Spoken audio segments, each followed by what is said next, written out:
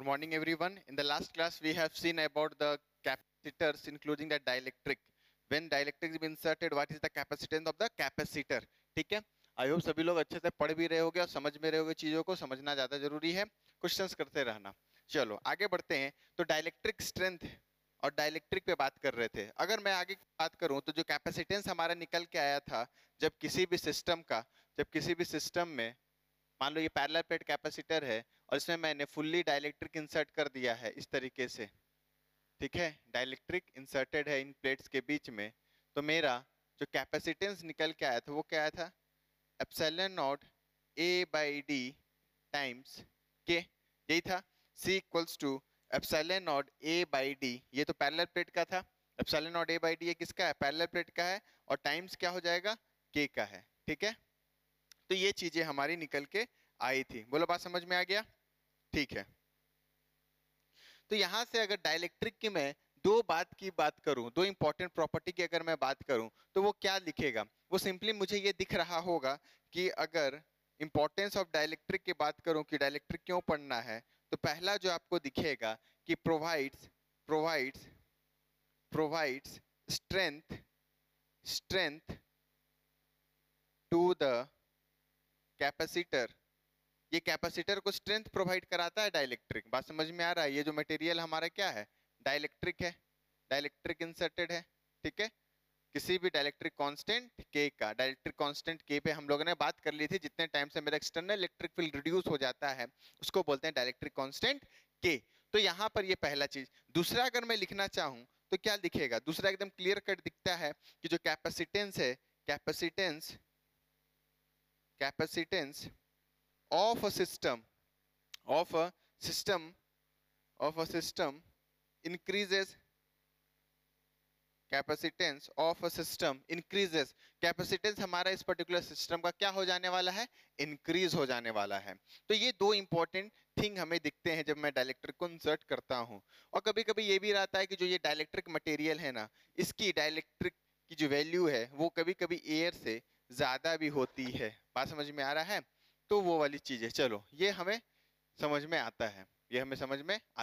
आगे अगर बढ़े तो हमें एक चीज और सीखना है जिसे बोलते हैं ब्रेक डाउन वोल्टेज. क्या बोलते हैं? Break down voltage. ये कैपेसिटर में हमारा इंपॉर्टेंट रोल प्ले करता है जिसका टर्म है break down voltage. Break down voltage. ये क्या है? Break down voltage. ये शायद आपको अलग अलग किताबों में मिलेगा लेकिन एनसीईआरटी में शायद मेंशन ना किया हो अच्छे तरीके से. ब्रेक डाउन वोल्टेज ये क्या होता है? मान लो हमारे पास कोई भी डाइलेक्ट्रिक मैंने इंसर्ट किया किसी भी कैपेसिटर में, तो एक पर्टिकुलर वोल्टेज उस पर अप्लाई होगा, पर्टिकुलर वोल्टेज अप्लाई किया जाएगा. तो जैसे ही वोल्टेज को आप बढ़ाते जाओगे तो एक पर्टिकुलर वोल्टेज पे जाके क्या हो जाने वाला है? हमारा कैपेसिटर टूटने वाला है. बात समझ में आ रहा है? कैपेसिटर क्या होने वाला है? टूट जाने वाला है किसी एक पर्टिकुलर वोल्टेज पे. ठीक है, तो ये है तो ब्रेक डाउन वोल्टेज. तो ब्रेक डाउन वोल्टेज क्या होता है उसको देखते हैं. ठीक है, और इसी से रिलेटेड हमारा टर्म डिफाइन होता है डाइलेक्ट्रिक स्ट्रेंथ. ये डिफाइन होता है. Break down voltage and dielectric strength, ये चीजें डिफाइन की जाती है. बोलो बात समझ में आ रही है? ये क्या होता है? इसको अगर लिखा जाए तो डीएस लिखते हैं. डाइलेक्ट्रिक स्ट्रेंथ को मैं डीएस लिखूंगा. ये चीजें डिफाइन होती है. तो कैसे क्या होता है? मान लो हमारे पास ये प्लेट्स हैं. ठीक है, ये पैरेलल प्लेट्स कैपेसिटर है. ऐसे करके हमारे पास प्लेट्स है और इसके अंदर मैंने डाइलेक्ट्रिक इंसर्ट किया हुआ है. इस तरीके से कुछ चीजें हैं. ठीक है, डाइलेक्ट्रिक मैंने इंसर्ट करके रखा हुआ है ऐसा. ये हमारा कैपेसिटर के अंदर डाइलेक्ट्रिक है.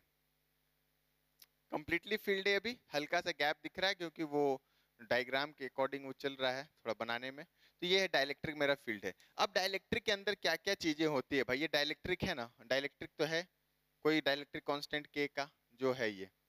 ठीक है, तो डाइलेक्ट्रिक स्ट्रेंथ क्या होता है? डाइलेक्ट्रिक ब्रेकडाउन वोल्टेज क्या होता है? देखो अगर मैं देखूं तो डाइलेक्ट्रिक में इलेक्ट्रिक फील्ड आप लगाओगे तो ऑब्वियस सी बात है प्लेट्स के बीच में ये इलेक्ट्रिक फील्ड आप लगाओगे तो क्या होगा, यहाँ पर जो माइनस होंगे अंदर में भी इलेक्ट्रिक फील्ड आता है। मैंने निकाला, ये माइनस है और ये मान लो प्लस है, ऐसा, या प्लस माइनस कुछ भी मान लो। तो आपको दिखेगा कि जो इलेक्ट्रिक फील्ड जो लगेगा माइनस पे और प्लस पे, वो किधर लगेगा? वो सर प्लस पे इधर लग रहा होगा, प्लस पे इधर लग रहा होगा और माइनस पे इधर लग रहा होगा। मतलब it's just like a situation that a body is being pulled y equal and opposite forces.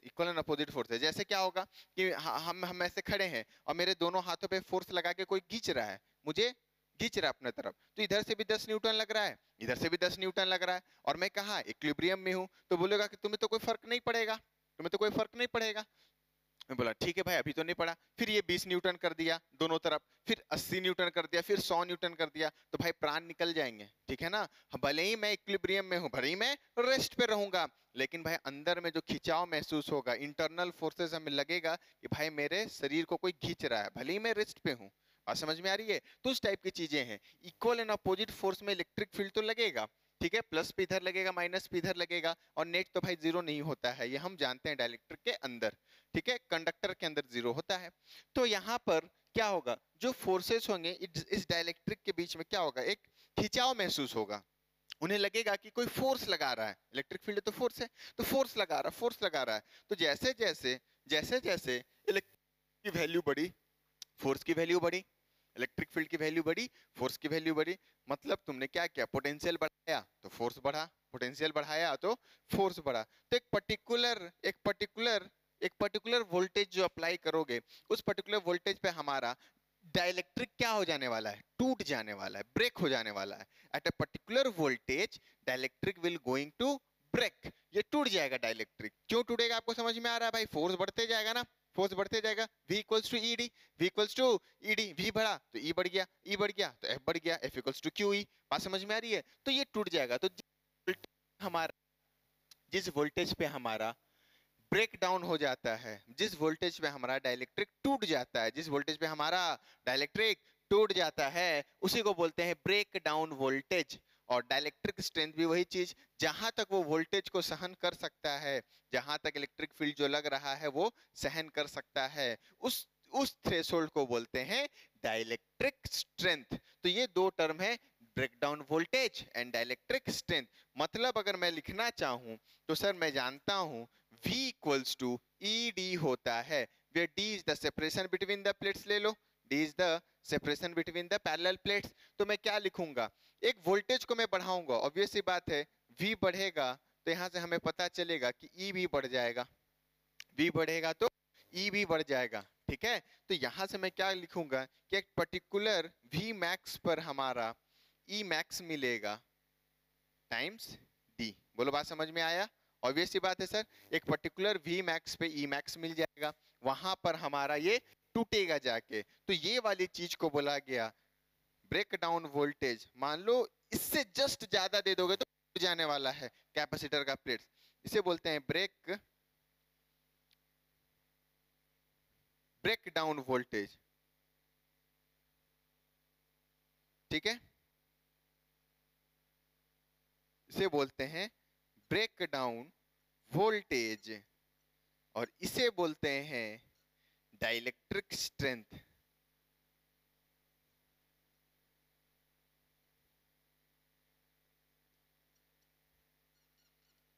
ठीक है, ये होता है डाइलेक्ट्रिक स्ट्रेंथ और ब्रेक डाउन वोल्टेज। कहने का मतलब हमारा break down voltage equals to dielectric strength times the separation between the plates. Break down voltage equals to dielectric strength times separation between the voltage. ये आपको चीजें याद रखनी है, और एक इंपॉर्टेंट सेक्शन है हमारे कंपटीशन पॉइंट ऑफ व्यू के लिए, जो चीजें आपको पूछी जाएंगी। कैसे क्वेश्चन आएंगे मैं अभी आपको रूबरू करा देगा, वो सिंपल क्वेश्चन रहते हैं, लेकिन बस आइडिया होना चाहिए कि डाइलेक्ट्रिक स्ट्रेंथ और ब्रेकडाउन वोल्टेज मतलब होता क्या है। सिंपली कहानी कि इलेक्ट्रिक फील्ड बढ़ाते जाओ, पोटेंशियल बढ़ते जाएगा, तो जिस पोटेंशियल पे जाके हमारा डाइलेक्ट्रिक टूट गया, ब्रेक हो गया, उसको बोलते हैं ब्रेकडाउन वोल्टेज।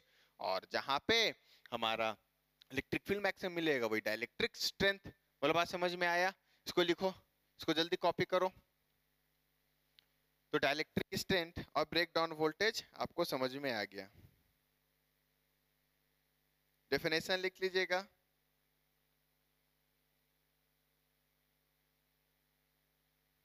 ठीक है, चलो। तो यहां पर एक चीज जो ध्यान देना है कि ये जो डाइलेक्ट्रिक स्ट्रेंथ है, डाइलेक्ट्रिक स्ट्रेंथ है, ये प्रॉपर्टी है हमारा कैपेसिटर का। डाइलेक्ट्रिक स्ट्रेंथ ये जो प्रॉपर्टी है हमारा कैपेसिटर का है। ई ई ई कितना इंड्यूस हो सकता है, ई कितना इंड्यूस हो सकता है, ठीक है। ये हमारा डाइलेक्ट्रिक स्ट्रेंथ, ये प्रॉपर्टी है किसका, ये मटेरियल का। बात समझ में आ रहा है, ठीक है। और ब्रेक डाउन वोल्टेज जो है, ब्रेक डाउन वोल्टेज है, वो हमारा किसका है, ठीक है। ब्रेक डाउन वोल्टेज हमारा कैपेसिटर का है, ठीक है ना। ये जो डाइलेक्ट्रिक स्ट्रेंथ है, डाइलेक्ट्रिक स्ट्रेंथ ये किसकी प्रॉपर्टी है, प्रॉपर्टी ऑफ मटेरियल, ठीक है। ये मटेरियल का प्रॉपर्टी है। कैसा डाइलेक्ट्रिक आपने लिया है जिसमें हम इंड्यूस करा सकते हैं इलेक्ट्रिक फील्ड, ठीक है ना। Induce electric field, electric field जो नेट आएगा वो नेट कितना इंड्यूस हो सकता है। अगर फ्री इलेक्ट्रॉन्स कम रहेंगे तो भाई वो कम में ही टूट जाएगा। फ्री इलेक्ट्रॉन्स ज्यादा रहेंगे तो वो ज्यादा स्ट्रेंथ का इलेक्ट्रिक फील्ड इंड्यूस कर सकता है, तो वो लेट से टूटेगा, ब्रेक लेट से होगा, डाइलेक्ट्रिक स्ट्रेंथ उसकी ज्यादा आएगी। तो dielectric strength is property of the material which you have taken for the insertion of dielectric। आज समझ में आ रहा है। अब सेमीकंडक्टर में ऐसा थोड़ी है कि कांस्टेंट मटेरियल है। सेमीकंडक्टर, किसी सेमीकंडक्टर में 10 इलेक्ट्रॉन फ्री रहते होंगे, किसी सेमीकंडक्टर में 20 इलेक्ट्रॉन फ्री रहते होंगे, किसी सेमीकंडक्टर में 1000 इलेक्ट्रॉन फ्री रहते होंगे। Just for the understanding of understanding we are taking 10 20 1000 example. You know well that electrons are very large in amount, ठीक है, वो हम काउंट नहीं कर सकते हैं, एन टर्म्स में है। तो वही वाली चीजें हैं। तो मैं बोल रहा हूं कि ये किसकी मटेरियल की, भाई इलेक्ट्रिक फील्ड कितना आएगा।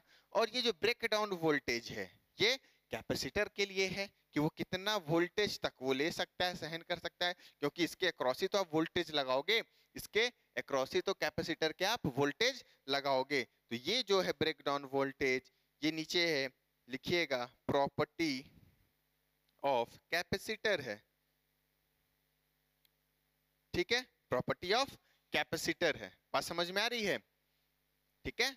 ये चीजें हैं। अब देखो एक चीज और कि मान लो कि सर मेरा ब्रेक डाउन वोल्टेज बढ़ाना है ना, मेरे को ब्रेक डाउन वोल्टेज आप बढ़ा दो, ठीक है। मेरा कैपेसिटर जल्दी जल्दी टूट रहा है, मेरे को ब्रेक डाउन वोल्टेज बढ़ा दो।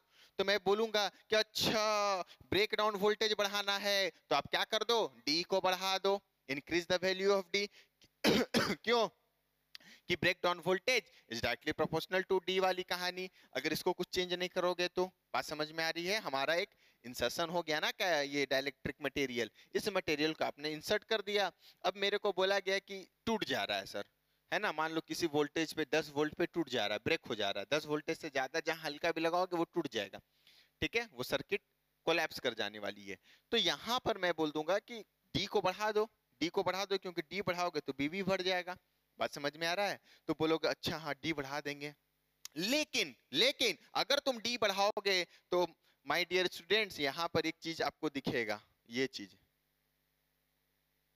चीज दिखेगा कि सर यहाँ पर D is inversely proportional to C है। ध्यान से सुनना, यहाँ पर D inversely proportional to C है। अगर D inversely proportional to C है तो मैंने डाइलेक्ट्रिक लगाया था, क्यों मैंने डाइलेक्ट्रिक लगाया था, मैंने डाइलेक्ट्रिक लगाया था कि हमारा कैपेसिटर को स्ट्रेंथ मिले, और दूसरा इंपॉर्टेंट था कि कैपेसिटेंस बढ़े। अभी लिखाया हूं कैपेसिटेंस बढ़े। तो लेकिन जैसे ही तुम यहाँ पर ब्रेक डाउन वोल्टेज बढ़ाने के लिए डी को बढ़ाओगे तो वहां पर sir capacitance of the system will going to decrease, और ये फायदे का सौदा नहीं मिलेगा, क्योंकि हमारा कैपेसिटेंस भाई घट जाएगा ना, सिस्टम का कैपेसिटेंस घट जाएगा। मैंने तो डाइलेक्ट्रिक लगाया ही है कि कैपेसिटेंस बढ़े और स्ट्रेंथ मिले। तो ऐसा नहीं कभी करते हैं कि हम डी को बढ़ा देते हैं तो ब्रेक डाउन वोल्टेज थ्रेशोल्ड बढ़ जाता है, वैसा नहीं करते। इसीलिए ये डी और अपना ए का एरिया वगैरह का रेशियो मेंटेन करके देखा जाता है, ठीक है। कहां पे जाके एक नॉमिनल रेंज आएगा जिससे कैपेसिटेंस को भी इफेक्ट ना हो और यहाँ पे ब्रेक डाउन वोल्टेज को भी कोई इफेक्ट ना हो। बात समझ में आ रही है। तो ऐसा जनरली नहीं किया जाता है कि अच्छा ब्रेक डाउन वोल्टेज बढ़ाना है तो डी को बढ़ा दो 1000 किलोमीटर, ठीक है, ऐसा होने वाला नहीं है। बात समझ में आ रही है? तो ये एक इंपॉर्टेंट सेक्शन है। चलो अब इस पे कुछ कुछ न्यूमेरिकल कर, पहले ये कॉपी कर लो, ठीक है, पहले कॉपी कर लो जल्दी, फिर क्वेश्चंस भी कर लेते हैं।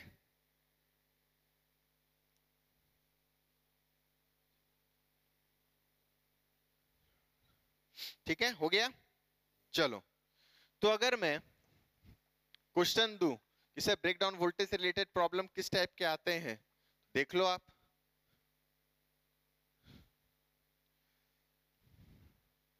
मान लो हमारे पास मान लो हमारे पास दो कैपेसिटर हैं, इस तरीके से अलग अलग रखे हुए हैं। ये 6 माइक्रोफेराड है और ये 3 माइक्रोफेराड है। ठीक है, ये 6 माइक्रोफेराड है और ये 3 माइक्रोफेराड है। दोनों का अलग अलग कैपेसिटेंसेस है।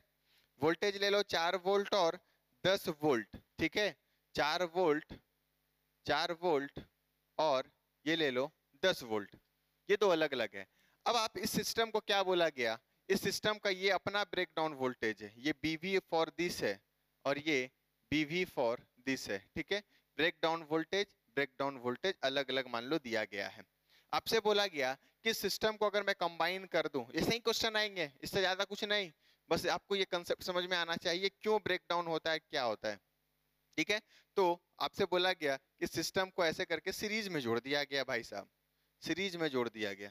ठीक है, 6 माइक्रोफेराड और ये 3 माइक्रोफेराड। आपसे पूछा गया ब्रेक डाउन वोल्टेज इस सिस्टम का, ब्रेक डाउन वोल्टेज इस सिस्टम का जरा बताइए तो। Break down voltage for this system, break down voltage for this system. ठीक है, ब्रेकडाउन वोल्टेज समझ में आ रहा है, जिस वोल्टेज पे हमारा जाके कैपेसिटर टूट जाएगा, काम करना बंद कर देगा, और जिस इलेक्ट्रिक फील्ड वहां पे जो स्ट्रेंथ मिलेगा उसको डाइलेक्ट्रिक स्ट्रेंथ के नाम से जानते हैं। सिंपल सा। Dielectric strength property of material, breakdown voltage property of a capacitor, क्योंकि वोल्टेज उसी के क्रॉस लगेगा, है ना। फटाफट बनाइए बनाइए।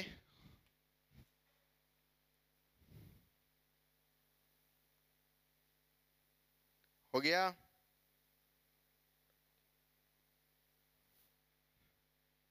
चलो देखो, देखो तो कैसे होगा। सर ब्रेक डाउन वोल्टेज मेरे को बताना है, ब्रेक डाउन वोल्टेज मेरे को बताना है, तो कैसे बताएंगे। देखो सिंपली देखो, यहां पर अगर चार्ज में निकालना चाहूं, इसमें देखो 6 माइक्रोफेराड में, ध्यान से सुनना, एक ही स्टेप है, कोई खास बात है नहीं। अगर मैं 6 माइक्रोफेराड की बात करता हूं तो इस पे Q कितना है, Q कितना है जो मैक्सिमम एक्यूमुलेट हो सकता है इस कैपेसिटर प्लेट पे चार्ज, तो हो जाएगा CV 6 इंटू 4, ये कितना हो जाएगा 24 माइक्रोकुलम।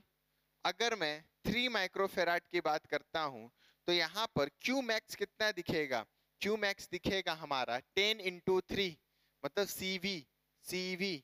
C की वैल्यू कितनी है भाई, 3 माइक्रोफेराड है और पोटेंशियल 10 है, तो 30 माइक्रोकुलम। ये अब दोनों को मैंने क्या कर दिया, मैंने सिंपली दोनों को सीरीज में कनेक्ट कर दिया है। तो सीरीज में हम जानते हैं कि सर चार्ज जो है ना वो सेम रहता है, इधर से भी चार्ज और इस कैपेसिटर से चार्ज सेम रहेगा, ये सीरीज में कनेक्टेड है। तो सीरीज में क्या सेम रहेगा, charge will be same, charge will be same, charges same रहेंगे।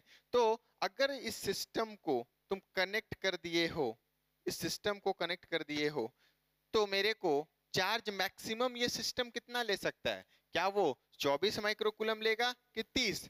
तो सर ऑब्वियस सी बात है कि 6 माइक्रो फेराड कैपेसिटर को मैक्सिमम चार्ज जो वो ले सकता है वो है 24 माइक्रोफेराड, और हमारा 3 माइक्रोफेराड कैपेसिटर मैक्सिमम चार्ज ले सकता है 30 माइक्रोकुलम। तो इन दोनों में से सिस्टम बना, तो ऑब्वियस सी बात है अगर इसमें मैं 24 माइक्रोकुलम दूं और इससे ये भी पास करे तो दोनों बचे रहेंगे, दोनों प्लेट्स बचे रहेंगे। लेकिन अगर मैं 30 माइक्रोकुलम दूं तो 30 माइक्रोकुलम ये तो सर विथ स्टैंड ही नहीं कर पाएगा हमारा, 30 माइक्रोकुलम इस पे तो चार्ज जा ही नहीं सकता है क्योंकि वो मैक्सिमम 24 लेगा। तो ऑब्वियस सी बात है कि वो टूटेगा, क्योंकि उतना चार्ज उसके पास कैपेसिटी नहीं है लेने का, तो वो बाहर आ जाएगा। जैसे हमारा पेट्रोल की टंकी, भाई 5 लीटर की गाड़ी में अगर तुम 50 लीटर तेल डालोगे तो टंकी क्या हो जाएगी, वेस्ट, वो फटेगा। बात समझ में आ रहा है? तो एकदम डाले हुए हो एकदम पूरा पैक करके, तो वो फट जाने वाला है, एक्सपोज्ड हो जाएगा। तो मैक्सिमम चार्ज जो सीरीज में होगा सर, वो सीरीज में यहाँ से 24 माइक्रोकूलम जाएगा, 24 माइक्रोकूलम जाएगा। तो मेरे को बीवी बताना है, तो बीवी जो होगा वो होगा C equivalent times V, V, V।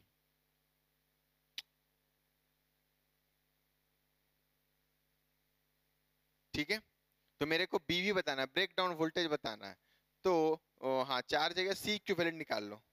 C equivalent कितना आ जाएगा, 1/6 प्लस 1/3, 1/6 प्लस 1/3। तो ऑब्वियस सी बात है, ये एलसीएम ले लोगे 6, तो ये हो जाएगा 1, ये हो जाएगा 2, मतलब ये हो जाएगा 3/6। तो ये कितना आ रहा है, ये 1/C हो जाएगा।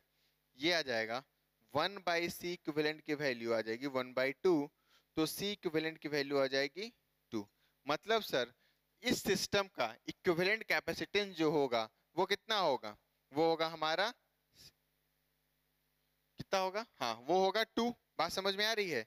तो मेरे को निकालना है क्या, मेरे को निकालना V ना, तो मैं कैसे निकालूंगा, सिंपली वही फॉर्मूला लगेगा ये वाला, कि सर Q मैक्स जो ले सकता है वो C equivalent times V max वाली कहानी है। तो V मैक्स आप सिंपली लिख दोगे, यही हमारा ब्रेक डाउन वोल्टेज होगा इस सिस्टम का, और वो कितना होगा 2/2 Q मैक्स कितना आया है, Q मैक्स आया है हमारा 24, तो 2/24 मतलब 1/12, 1/12 वोल्ट। बात समझ में आ गई? तो ये होगा हमारा इस पर्टिकुलर सिस्टम का क्या, ब्रेक डाउन वोल्टेज। ठीक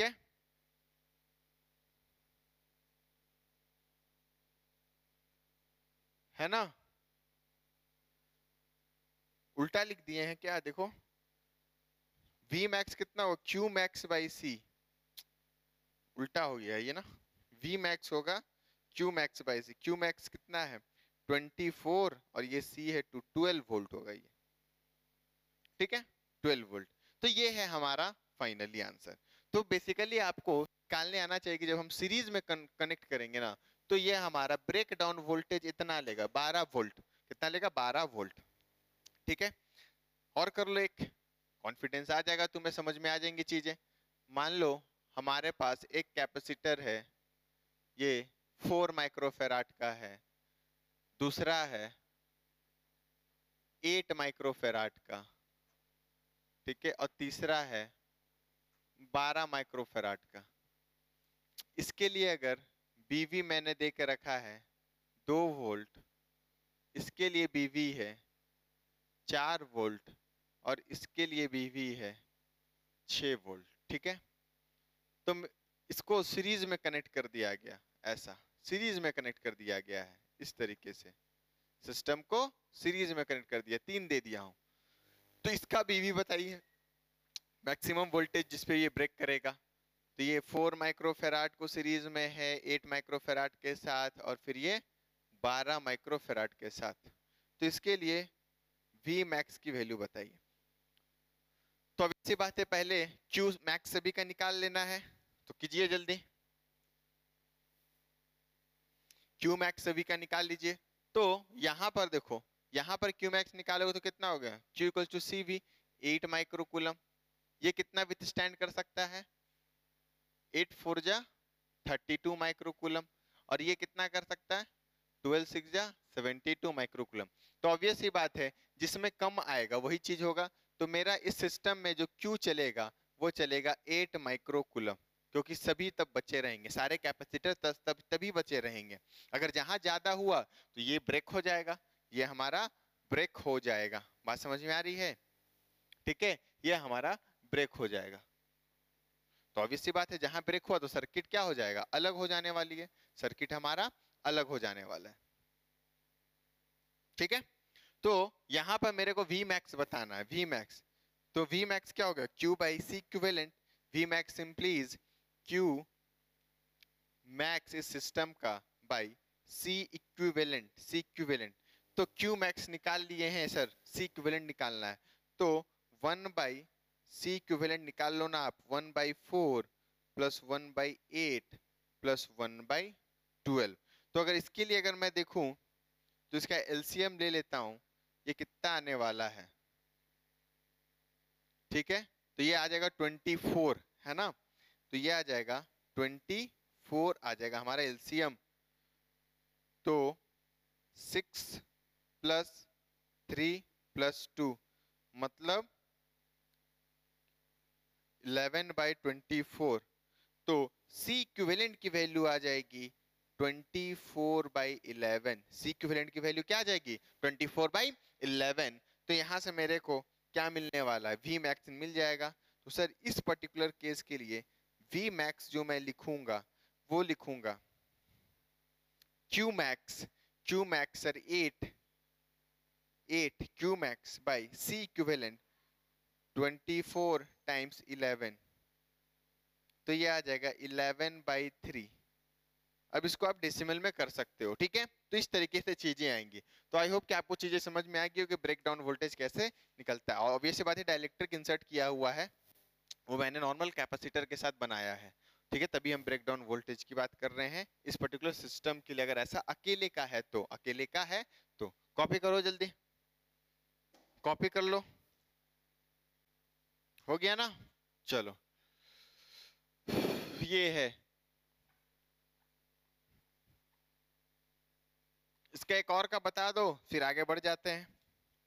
मान लो हमारे पास 2 कैपेसिटर है, ये 2 माइक्रोफेराड, एक और कैपेसिटर है ये 4 माइक्रोफेराड, 12 वोल्ट 10 वोल्ट, ये है क्या ब्रेक डाउन वोल्टेज है, ब्रेक डाउन वोल्टेज। इसको सीरीज में आपने कनेक्ट कर दिया, इस तरीके से सीरीज में कनेक्ट कर दिया, 2 माइक्रोफेराड 4 माइक्रोफेराड। तो ब्रेक डाउन वोल्टेज जरा बताइए। और ये आता है भाई कंपटीशन में, बता दे रहा हूं, ठीक है ना, इसीलिए चलो बताइए ब्रेक डाउन वोल्टेज।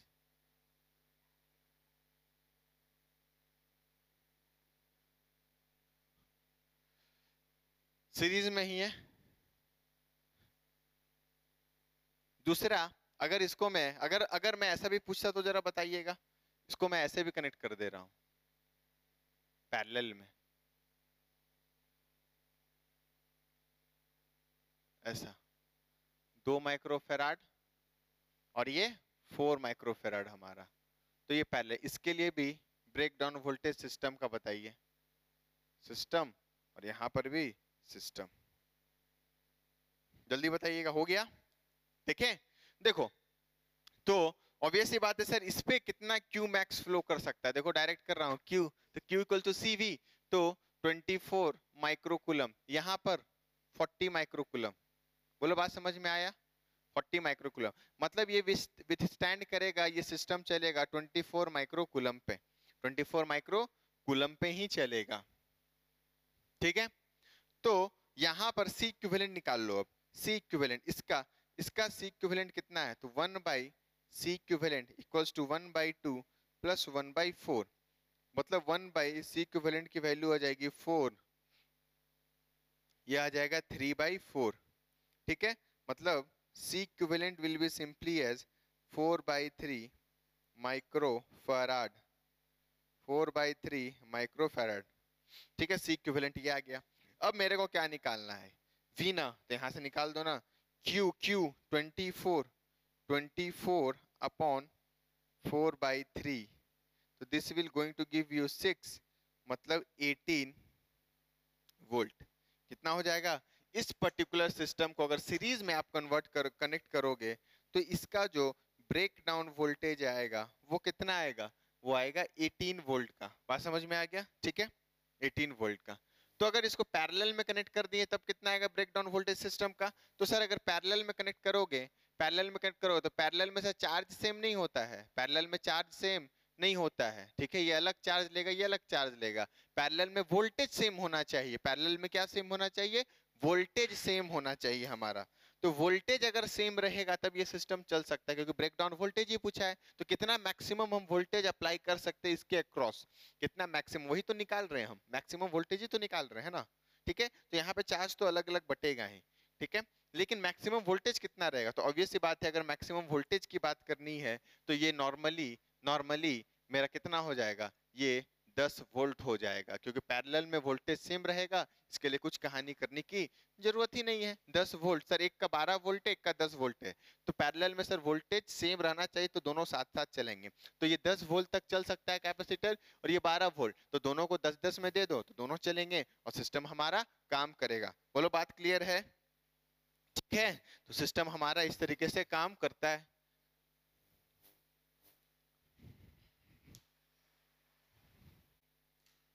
ठीक है, तो ये है हमारा ब्रेक डाउन वोल्टेज का कहानी। ऐसे हम निकालते हैं किसी भी सिस्टम का ब्रेक डाउन वोल्टेज जब पूछा जाए तो।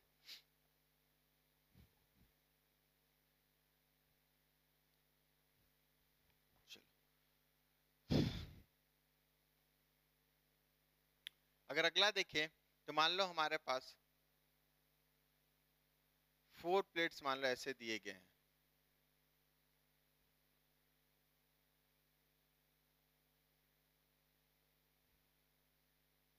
ठीक है, 6 माइक्रोफेराड, 3 माइक्रोफेराड, 4 माइक्रोफेराड, 4 माइक्रोफेराड। जो ब्रेक डाउन वोल्टेज अगर आपको अप्लाई करना है वो मान लो दिया गया है, इसके लिए ब्रेक डाउन वोल्टेज मान लो 10 वोल्ट दिया है। इस पर्टिकुलर केस के लिए ब्रेक डाउन वोल्टेज की वैल्यू 15 वोल्ट है। इसके लिए ब्रेक डाउन वोल्टेज जो है इस कैपेसिटर को टूटने के लिए ये हमारा है 10 वोल्ट। ठीक है, और ये वाले के लिए ब्रेक डाउन वोल्टेज है जो है वो 10 वोल्ट है, ऐसा। ठीक है, तो इस पर्टिकुलर को अगर मैं कुछ किसी सिस्टम में रीअरेंज कर दूं, तो आपके उस सिस्टम के लिए अगर पूछा जाए कि ब्रेक डाउन वोल्टेज की वैल्यू बताओ, तो उसका आंसर क्या होगा, उसका आंसर क्या होने वाला है। किसी भी सिस्टम में अरेंज कर दे, चाहे सीरीज पैरेलल, पैरेलल सीरीज, दोनों चारों सीरीज में, या 2 सीरीज 2 पैरेलल, उस टाइप की चीजें अगर अरेंज की गई तो हमसे पूछेगा ब्रेक डाउन वोल्टेज की मैक्सिमम वैल्यू। बात समझ में आ रहा है? ठीक है, तो इस सिस्टम को इस तरीके से कुछ अरेंज किया गया, देता हूं अरेंज करके।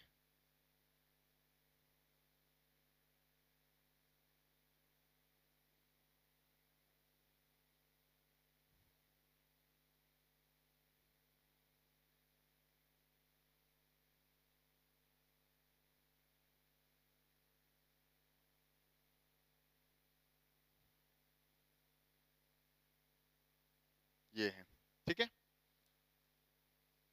6 3, मान लो ये 6 माइक्रो फैराड है, ये 3 माइक्रो फैराड है, ये 4 माइक्रो फैराड है, और ये वाला भी हमारा 4 है। जैसा किए हैं उसी टाइप का चीज है, ये थोड़ा अलग जैसा है, 4 माइक्रो फैराड है। ठीक है, अब ये हमारा चार्ज इधर से आएगा और ये चार्ज इधर निकल जाएगा। तो आपसे पूछेगा इस पर्टिकुलर केस में हमारा जो मैक्सिमम ब्रेकडाउन वोल्टेज इस सिस्टम का जनरेट होगा वो कितना होने वाला है, मैक्सिमम ब्रेकडाउन वोल्टेज सिस्टम का कितना जनरेट होगा, अगर ये पूछा है तो इसको बताइए तो कैसे बनेगा मैक्सिमम ब्रेकडाउन वोल्टेज। तो मेरे को 6 3 4 4 अगर ऐसा दिया है तो जैसा पिछले बार किए थे उसी टाइप की चीजें हैं।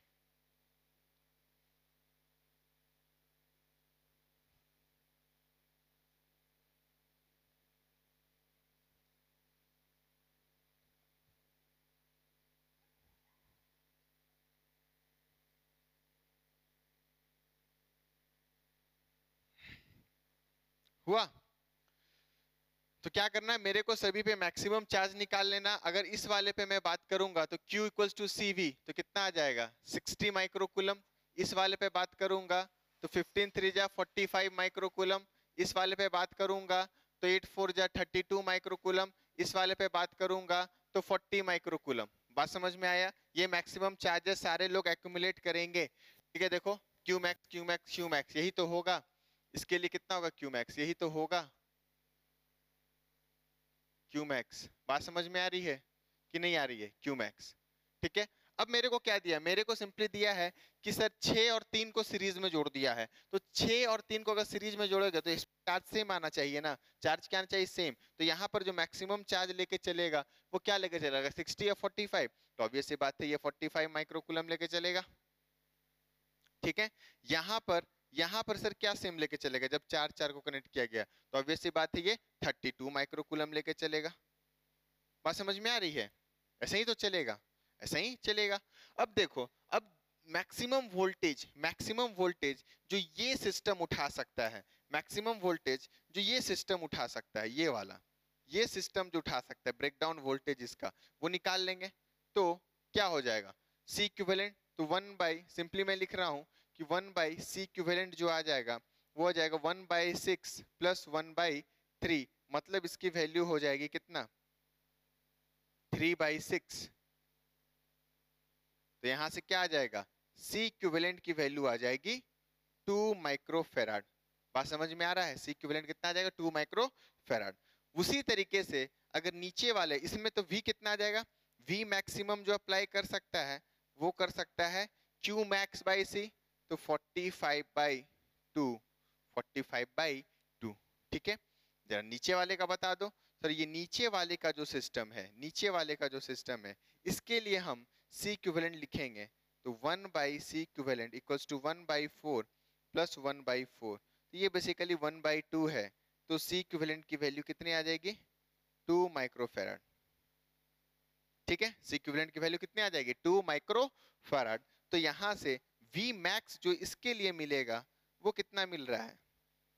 Q max by C equivalent, तो ये हो रहा है 16V। ठीक है, यहां पर कितना हो रहा है? जरा इसको करते हैं, 22.5 हो रहा है ना ये V। तो ऑब्वियस सी बात है, ऊपर 22.5 आ रहा है और नीचे कितना आ रहा है? नीचे आ रहा है हमारा 16, नीचे आ रहा है 16, ऊपर 22.5 और नीचे आ रहा है 16। तो ऑब्वियस सी बात है इस सिस्टम में, इस सिस्टम का जो V मैक्स हम लिखेंगे वो लिखेंगे 16 वोल्ट, क्योंकि ये पूरा सिस्टम 16 वोल्ट पे चलेगा भाई, पैरेलल में कनेक्ट कर दिए हैं ना दोनों को, तो 16 वोल्ट V मैक्स होगा। ये आंसर, बोलो क्लियर है? तो इस तरीके से हम V मैक्स निकालते हैं ब्रेकडाउन वोल्टेज पे, ये हमारा कंसेप्ट है। ठीक है, कॉपी कर लीजिए जल्दी, कॉपी। कैपेसिटर्स में हम लोगों ने देख लिया है डाइलेक्ट्रिक के लिए यूजेस, डाइलेक्ट्रिक का फॉर्मूला और कैपेसिटेंस कैसे इंक्रीज होता है। ब्रेकडाउन वोल्टेज पे बात हो गई है, ब्रेकडाउन वोल्टेज पे क्वेश्चंस कर लिए कि कभी भी अगर ब्रेकडाउन वोल्टेज हमें कैलकुलेट करने बोला जाए तो हम कैसे अप्रोच ले सकते हैं, और सिस्टम का चाहे वो सीरीज में हो चाहे वो पैरेलल में हो, तो ब्रेकडाउन वोल्टेज क्या होगा और कैसे कैलकुलेट होगा। यहाँ पर अगर मैं अगला सेक्शन लेके चलूं तो यहाँ पर हम लोग सीखेंगे जो कैपेसिटर्स के इंसर्शन होते हैं। ठीक है, जब प्लेट्स को हम इंसर्ट करते हैं तो क्या इफेक्ट पड़ता है हमारा एनर्जी पे, टोटल एनर्जी, और क्या इफेक्ट पड़ता है उसके कैपेसिटेंस पे, उसके चार्ज पे, उसके पोटेंशियल डिफरेंस पे। These things we will going to discuss today lecture. ठीक है, और ये एक इंपॉर्टेंट टाइप का भी सेक्शन हो जाता है आपके कंपटीशन पॉइंट ऑफ व्यू से, क्योंकि यहाँ से छोटे छोटे क्वेश्चंस बनते हैं, छोटे छोटे क्वेश्चंस बनते हैं ना। ऐसा लंबा क्वेश्चन नहीं देगा जैसा मैं करवाऊंगा, इस पार्ट्स देगा आपको। ठीक है, तो स्टार्ट करते हैं। अगर मैं बात करूं कि हमारे पास प्रॉब्लम से ही स्टार्ट है कि हमारे पास मान लो एक ये कैपेसिटर का प्लेट है, एक ये कैपेसिटर है ऐसा। ठीक है, ये हमारा कैपेसिटर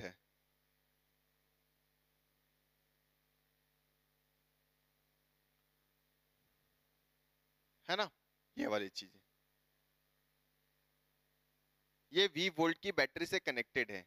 तो मैंने क्या बोला? मैंने बोला कि V वोल्ट की बैटरी से कैपेसिटर को इनिशियली कनेक्टेड करके नहीं रखा गया, इनिशियली नहीं रखा गया है, अभी स्विच क्लोज नहीं है। ठीक है, अभी स्विच हमारा क्लोज नहीं है, आपको दिख रहा होगा ये स्विच अभी क्लोज नहीं है।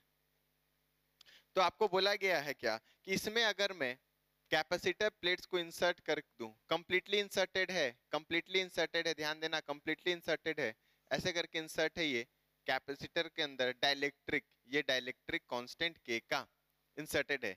इनिशियली हमारा बैटरी क्लोज नहीं है, इनिशियली हमारा बैटरी इज नॉट, सॉरी, की इज नॉट क्लोज्ड। ठीक है, इनिशियली क्या दिया हुआ है? इनिशियली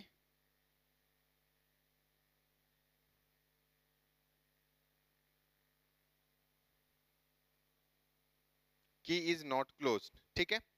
फाइनली क्या किया गया, फाइनल सिचुएशन में फाइनली की इज क्लोज्ड, की इज क्लोज्ड, की को क्लोज कर दिया गया, ठीक है, बंद किया गया, और बहुत देर तक ये कहानी देखी गई।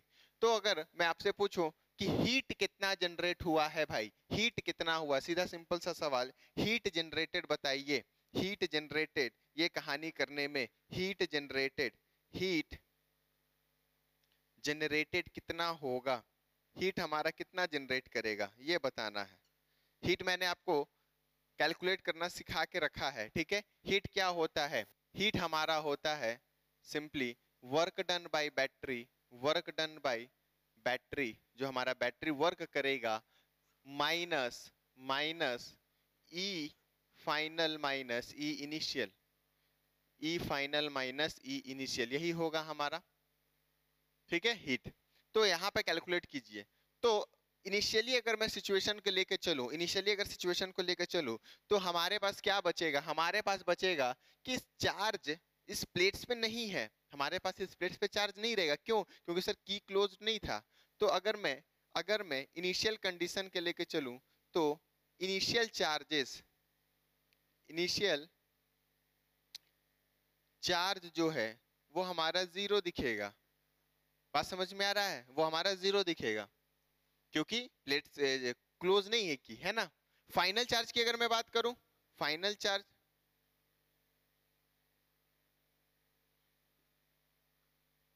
तो यहां पर चार्जेस आ जाएंगे, चार्जेस आ जाएंगे। फाइनल चार्ज मान लो प्लस क्यू है, मैंने लिख दिया।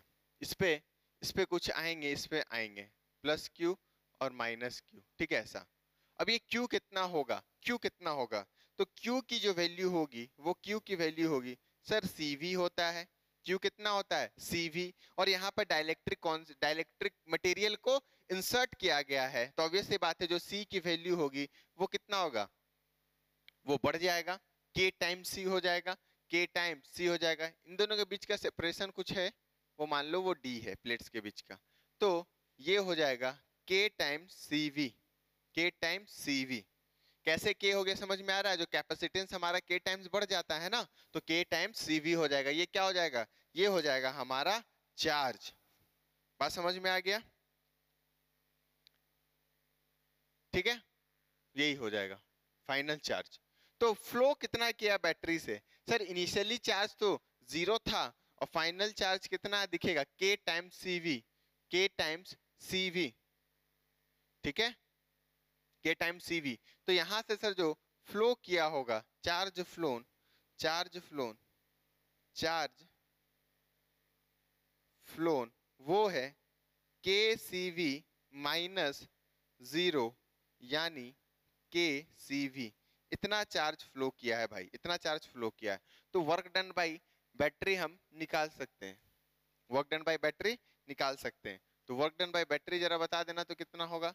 Work done by battery simply हो जाएगा चार्ज फ्लोन इनटू पोटेंशियल, तो के सी वी टाइम्स वी, तो ये हो जाएगा के सी वी स्क्वायर, ठीक है ना। चार्ज फ्लो इनटू पोटेंशियल ये हो जाएगा हमारा के सी वी स्क्वायर। बोलो बात समझ में आया? ठीक है, ये हो जाएगा भाई हमारा, है ना, बिल्कुल सही है। तो के सी वी स्क्वायर। तो अब को निकालना सर चेंज इन एनर्जी। तो इनिशियल एनर्जी, अगर एनर्जी की मैं कहानी करता हूं इस पर्टिकुलर के लिए, जब स्विच को क्लोज किया गया है इनिशियल और फाइनल से, तो ऑब्वियस ही बात है ई इनिशियल की बात करोगे तो half half half C V square, तो ये नहीं Q square by two C, Q square by two C. तो इनिशियल चार्ज जीरो तो एनर्जी भी जीरो, इनिशियल चार्ज जीरो तो एनर्जी भी जीरो। क्यू जीरो है ना, क्यू कितना है, जीरो है। बात समझ में आ रहा है? क्यू जीरो है तो इनिशियल एनर्जी जीरो। तो फाइनल एनर्जी की अगर मैं बात कर लेता हूं, ई फाइनल, ई फाइनल, ई फाइनल, तो क्या लिख दोगे सर? हमारे पास क्यू तो जीरो नहीं है, तो डायरेक्ट वी के टर्म्स में लिख दो हाफ सी वी स्क्वायर, और सी के जगह क्या हो जाएगा सर, के टाइम्स सी वी स्क्वायर, तो ये हो जाएगा ई फाइनल जो हो जाएगा वो हो जाएगा के सी वी स्क्वायर बाई 2, ये हो जाएगा के सी वी स्क्वायर बाई 2 हो जाएगा हमारा फाइनल एनर्जी। तो हीट जो होगा वो आप लिख सकते हो फाइनली, हीट जो होगा work done by battery is K C V square minus E final K C V square by 2 minus 0। तो यहां से अगर हम देखें तो मेरे को मिलेगा सिंपली के सी वी स्क्वायर बाई 2, के सी वी स्क्वायर बाई 2 ये मिलेगा। हीट जनरेट, भाई इतना हीट का लॉस होगा, एनर्जी फॉर्म लॉस होगा हीट के फॉर्म में, यही हीट जनरेट होगा इस पर्टिकुलर सिचुएशन में। बात समझ में आ गया? तो इसमें आपको जो वेराइटी मिलेगा, इसमें जो वेराइटी मिलेगा वो बोलेगा क्या, कैपेसिटेंस हमारा इंसर्ट किया गया है, तो वोल्टेज जो अप्लाई किया गया है 2V, जैसा हम लोग पीछे करते थे कि ये है ना हम लोग कि हीट जनरेट निकालो, 2 माइक्रोफैराड का कैपेसिटर है, चार्ज आ रहा है, पोटेंशियल डिफरेंस 20 वोल्ट लगाए हैं तो कभी 10 वोल्ट लगाए हैं। तो यहाँ पर भी हमें क्या करना है, हमें वही चीज करनी है कि पोटेंशियल 2 वोल्ट, ठीक है, कभी 4 वोल्ट दे देगा, कभी 5 वोल्ट दे देगा। इनिशियली बोलेगा 2 वोल्ट से कनेक्टेड है, अब फाइनली हमारा 4 वोल्ट से कनेक्ट कर दिया गया है। इनिशियली हमारा जीरो, इस केस में इनिशियली हमारा 0 वोल्ट से था, कोई कनेक्शन नहीं था, फिर इसको कनेक्ट कर दिया गया V वोल्ट से। तो these are the various combinations can be made in this kind of questions which we have already done in the previous classes, है ना। विदाउट डाइलेक्ट्रिक हमने करके रखा था, विथ डाइलेक्ट्रिक कैसे करेंगे। डाइलेक्ट्रिक कहने का मतलब कैपेसिटेंस हमेरा बढ़ जाएगा, अगर कैपेसिटेंस पहले C था तो अब K टाइम C हो जाएगा। बात समझ में आ रहा है? और अपना कहानी वैसे ही चलेगा जैसे पहले चलता था। बोलो क्लियर है? कॉपी कर लो, ठीक है। चलो आगे बढ़ते हैं।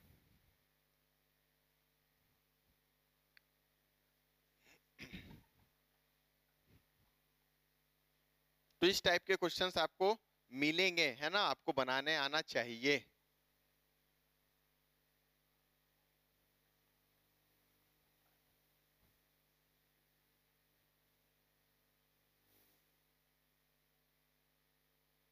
ठीक है, आगे चलते हैं तो देखते हैं insertion of dielectric at constant charge की कहानी। Insertion of dielectric at constant charge की कहानी मतलब डाइलेक्ट्रिक को जब आप इंसर्ट करोगे और चार्ज हमारा क्या रहने वाला है, वो कांस्टेंट रहने वाला है। ठीक है, तो अगला जो सेक्शन है वो है insertion of dielectric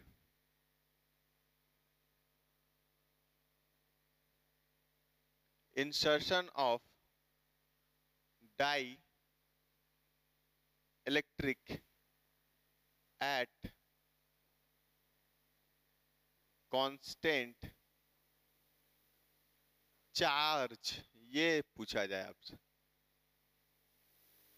insertion of dielectric at constant charge, insertion of dielectric at constant charge. Constant charge पे हम डाइलेक्ट्रिक को इंसर्ट कैसे करेंगे, तो क्या होगा, मेरे पास मान लो ये डाइलेक्ट्रिक दिया हुआ है, कैपेसिटर का प्लेट्स, और जो डाइलेक्ट्रिक है इसको कंप्लीटली फील्ड कर देते हैं। ठीक है, कंप्लीटली फील्ड है ये इस तरीके से, है ना, ये डाइलेक्ट्रिक कंप्लीटली फील्ड होगा, लेकिन अभी इंसर्ट करना, अभी डाला हुआ नहीं है, तो यहां से ये डलाएगा इस तरीके से।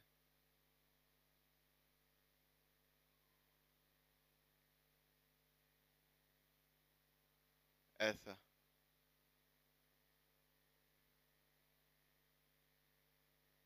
ठीक है, इसको आप इंसर्ट करोगे किस पे, चार्ज जो है हमारा डाइलेक्ट्रिक का वो क्या रहने वाला है, वो कांस्टेंट रहने वाला है। बात समझ में आ रही है? तो इसको कैसे करेंगे, तो आपको जो करना है कमेंट वो करना है charge, capacitance, energy and potential difference वाली कहानी पे। ठीक है ना, जो आपको कहानी करनी है वो करनी है चार्ज, एनर्जी। कमेंट आपसे मैं पूछूंगा, comment on the charge, potential capacitance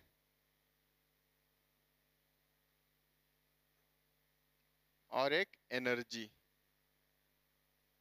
इस पे आप कमेंट कीजिए। कब? जब हमारा डाइलेक्ट्रिक को इंसर्ट करेंगे एट कांस्टेंट चार्ज पे। क्या होगा जब डाइलेक्ट्रिक को इंसर्ट करेंगे? हमारा ऐसा कैपेसिटर डाला हुआ है, ठीक है, हमारा ये कैपेसिटर है ऐसा, है ना, और इसमें डाइलेक्ट्रिक हम इंसर्ट कर रहे हैं, डाइलेक्ट्रिक इंसर्ट कर रहे हैं, तब हमारा क्या होगा? तो देखो, ऑब्वियस ही बात है, अगर इन दोनों के बीच की दूरी मान लो d है और इनिशियल कैपेसिटेंस इसका c है, तो तो चार्ज कांस्टेंट, तो चार्ज पे अगर मैं कमेंट करना चाहूं चार्ज पे, तो चार्ज हमारा क्या होगा जरा बताना? चार्ज तो सर सेम रहने वाला है, कांस्टेंट, ये सेम ही रहेगा, सेम, ठीक है। अगर इनिशियल प्लस क्यू है तो फाइनली भी इंसर्शन के बाद भी हमारा चार्ज क्या रहेगा? सेम रहेगा, क्योंकि मैंने यहाँ पे लिख के रखा है कि चार्ज हमारा कांस्टेंट है। चार्ज मैंने हेडिंग में ही लिख दिया है कि चार्ज हमारा कांस्टेंट, इसी पे सोचना ही है, मतलब चार्ज को हम बदल नहीं सकते हैं। तो इनिशियली जो चार्ज था वो फाइनली भी वही चार्ज रहेगा, तो पहला ये होगा, ठीक है। हमें लगता है कि सर के Q equals to C V, तो इंसर्ट करेंगे तो कैपेसिटेंस बढ़ेगा तो चार्ज भी बढ़ेगा, लेकिन मैंने यहाँ पर दे के रखा है चार्ज को नहीं बढ़ने देना है, किसी भी मैकेनिज्म के थ्रू ये चार्ज को कांस्टेंट रखेगा। तो चार्ज नहीं बढ़ेगा तो फाइनली भी हमारा इंसर्शन के बाद जब इंसर्ट कर रहे होंगे उस समय चार्ज में कोई चेंज नहीं करना है, क्लियर? तो चार्ज कांस्टेंट। चलो आगे बढ़ते हैं, कैपेसिटेंस पे बात कर लेते हैं। पहले चार्ज का हो गया, कैपेसिटेंस पे तो ऑब्वियस सी बात है, कैपेसिटेंस की अगर बात करोगे तो क्या लिखोगे? कैपेसिटेंस पे बात करोगे तो सर सी इनिशियल जो था वो अगर सी है, सी इनिशियल अगर सी है तो सी न्यू जो हो जाएगा वो के टाइम सी हो जाएगा। वो क्या हो जाएगा? के टाइम सी होते रहेगा। कैपेसिटेंस विल इंक्रीज, मतलब capacitance of a capacitor will increase. Capacitance क्या होगा? Increases. I hope you are getting it. Capacitance will simply going to increase its value, बढ़ेगा। कहते हैं कि अगर इनिशियल कैपेसिटेंस है इंसर्ट करते जाएंगे तो एक कांस्टेंट पे वो क्या करेगा? कैपेसिटेंस को बढ़ाता जाएगा, और फाइनली जब पूरा इंसर्ट हो जाएगा तो के टाइम्स पूरा लिखेंगे। तो मतलब इस फॉर्मूला से हम कह सकते हैं कि जैसे जैसे डाइलेक्ट्रिक अंदर जाते रहेगा वैसे वैसे उसका सिस्टम का, उस कैपेसिटर का कैपेसिटी इंक्रीज कर रहे।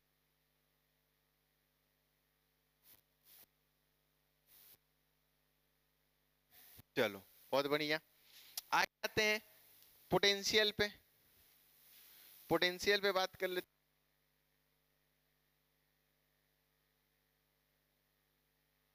को क्वेश्चंस आते हैं, ठीक है ना, आपसे पूछेगा ये सब चीजें जो मैं, तो पोटेंशियल पे क्या सोचे हो?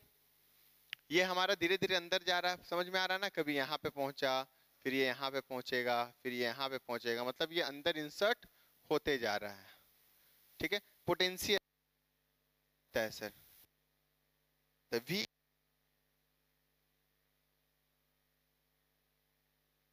बाई सी होता है,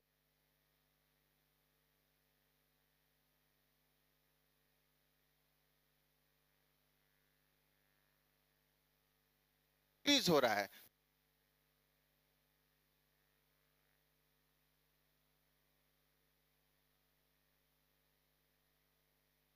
हम प्लेट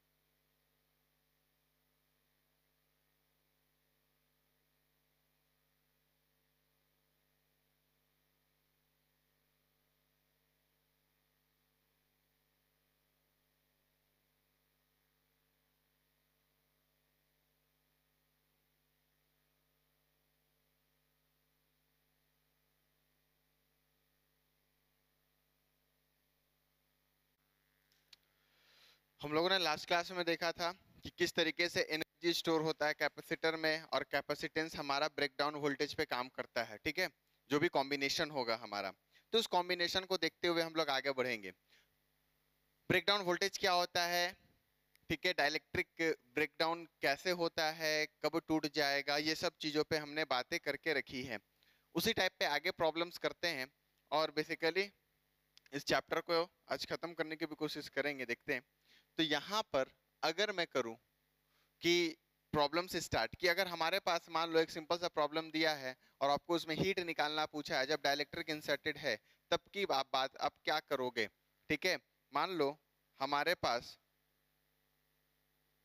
पास ये इस तरीके का कैपेसिटर है, ठीक है, हमारे पास ये इस तरीके का कैपेसिटर है।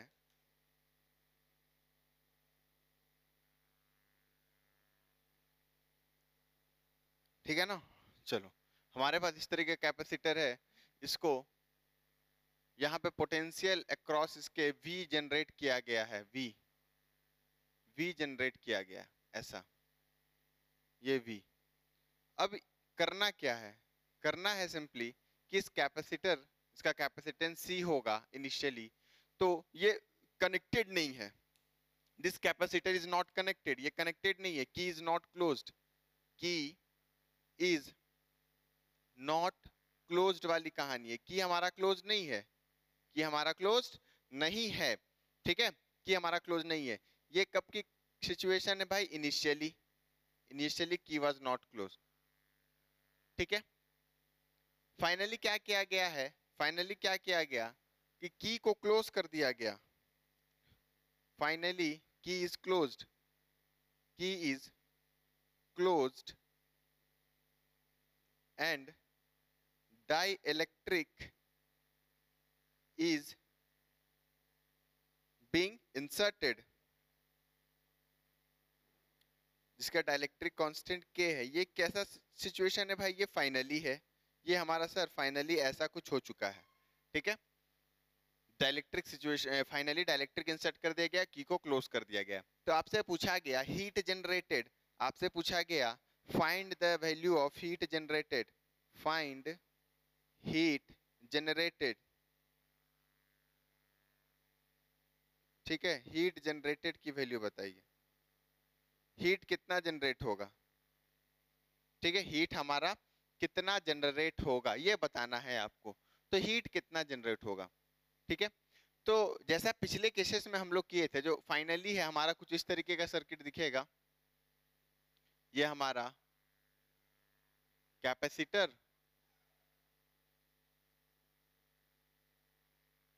और ये इस तरीके से स्विच हमारा दोनों क्लोज कर दिया गया, ठीक है, की इज क्लोज्ड।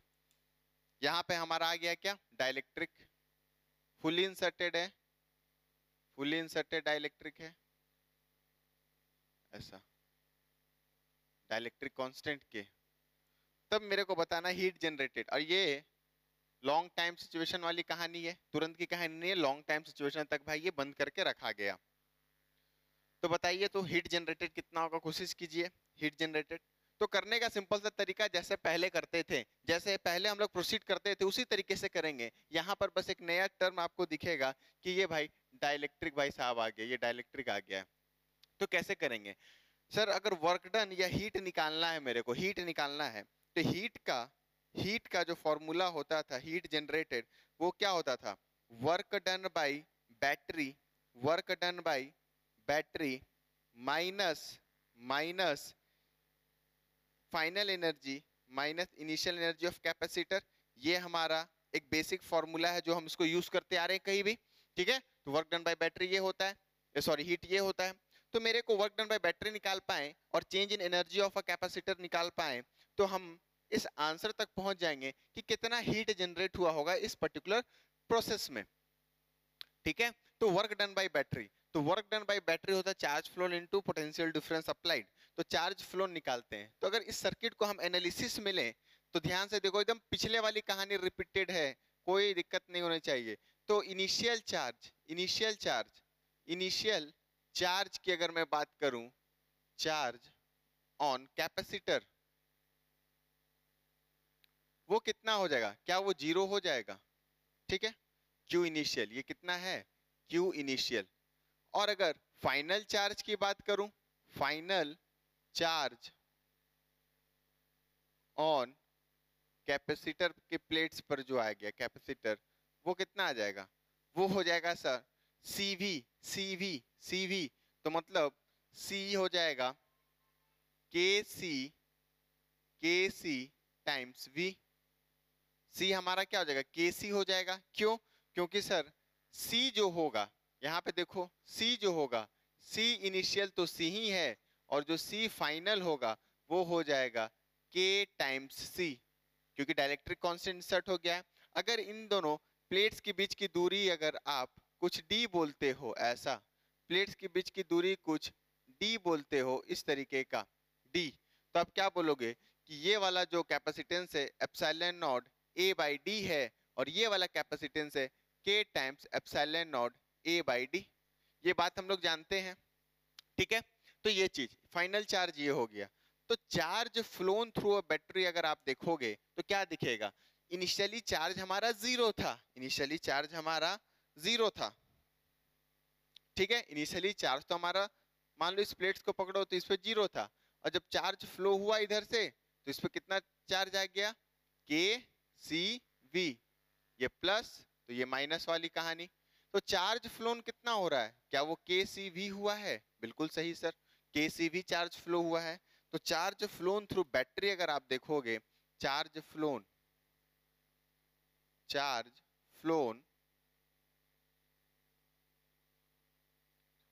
थ्रू बैटरी अगर आप देखोगे तो वो है KCV, एकदम सिंपल सा कहानी KCV।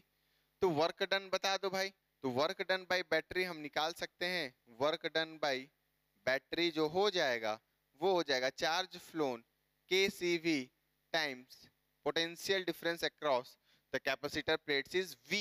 तो यहाँ पे हो जाएगा KCV स्क्वायर, KCV स्क्वायर, बोलो आया बात समझ में, KCV स्क्वायर हो जाएगा।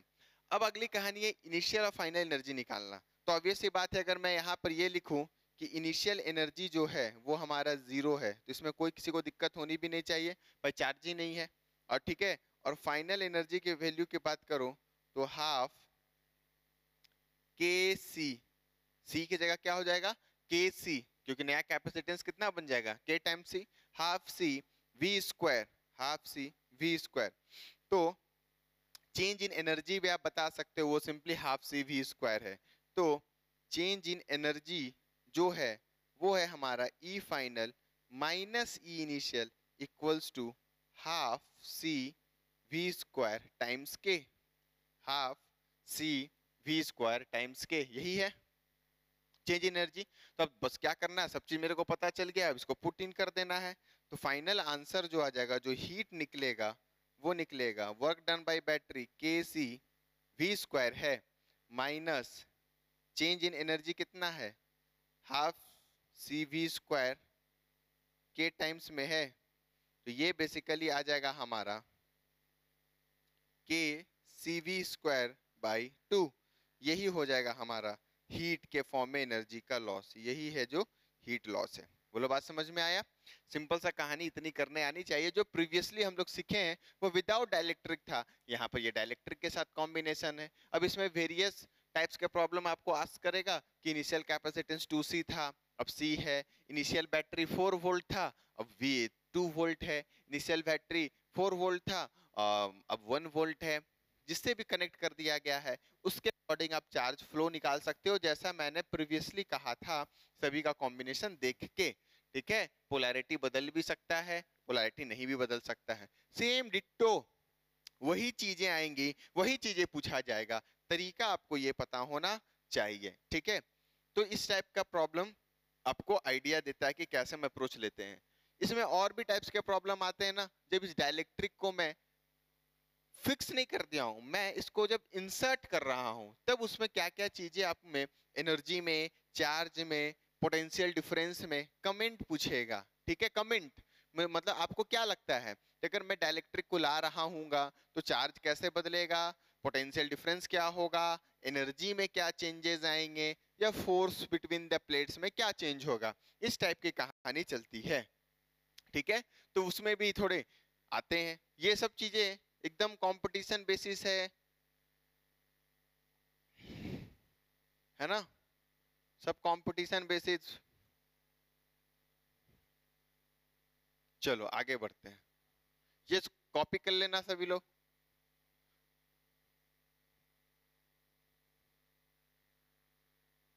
तो मैं अगर बात करता हूं पहला कि insertion of dielectric at constant charge, जब हमारा चार्ज कांस्टेंट रहेगा, जो टॉपिक ऑफ डिस्कशन होगा इंसर्शन ऑफ डाइलेक्ट्रिक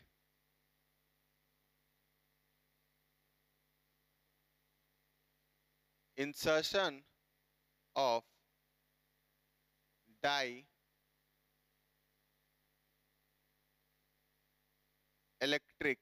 एट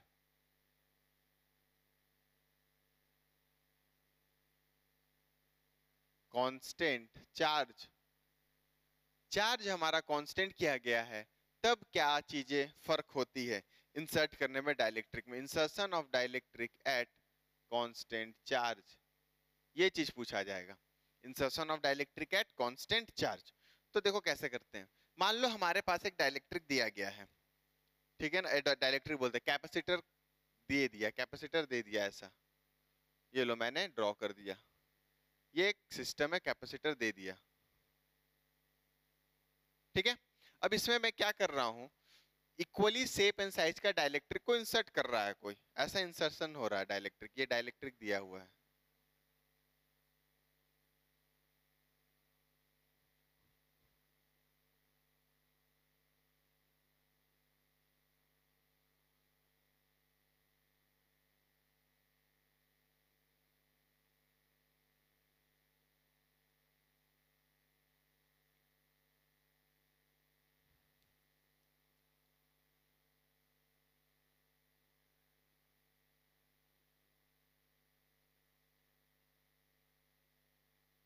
ठीक है, ये देखो, ये है हमारे पास, इसको इंसर्ट कर रहे हैं इसमें, डाइलेक्ट्रिक को इसमें इंसर्ट कर रहे हैं।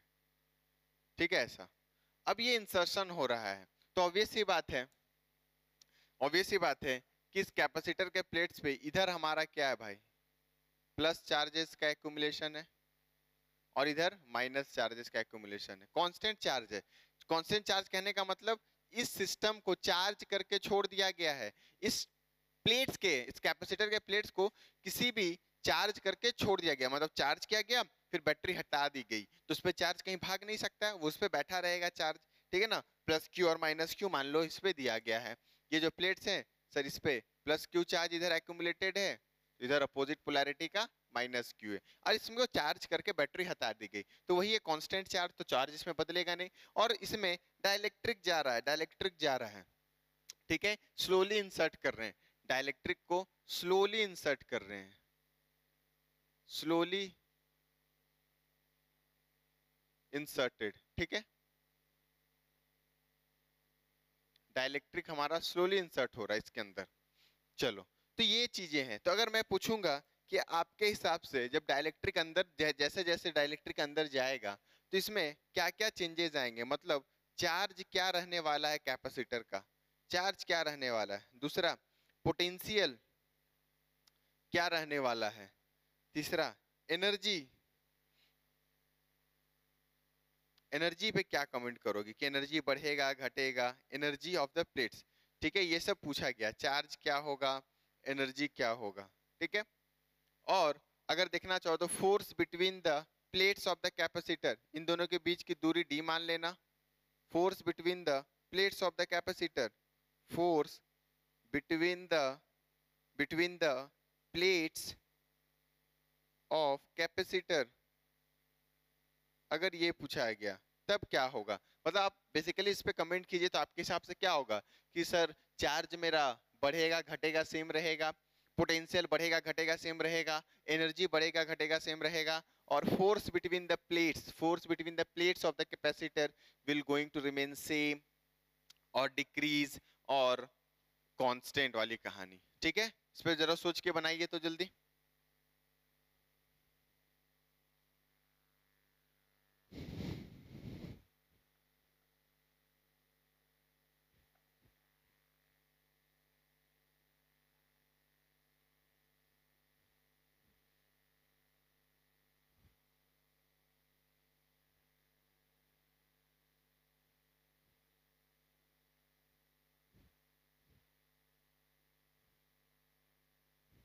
ठीक है, चलो सोचे, देखो डिस्कस करते हैं।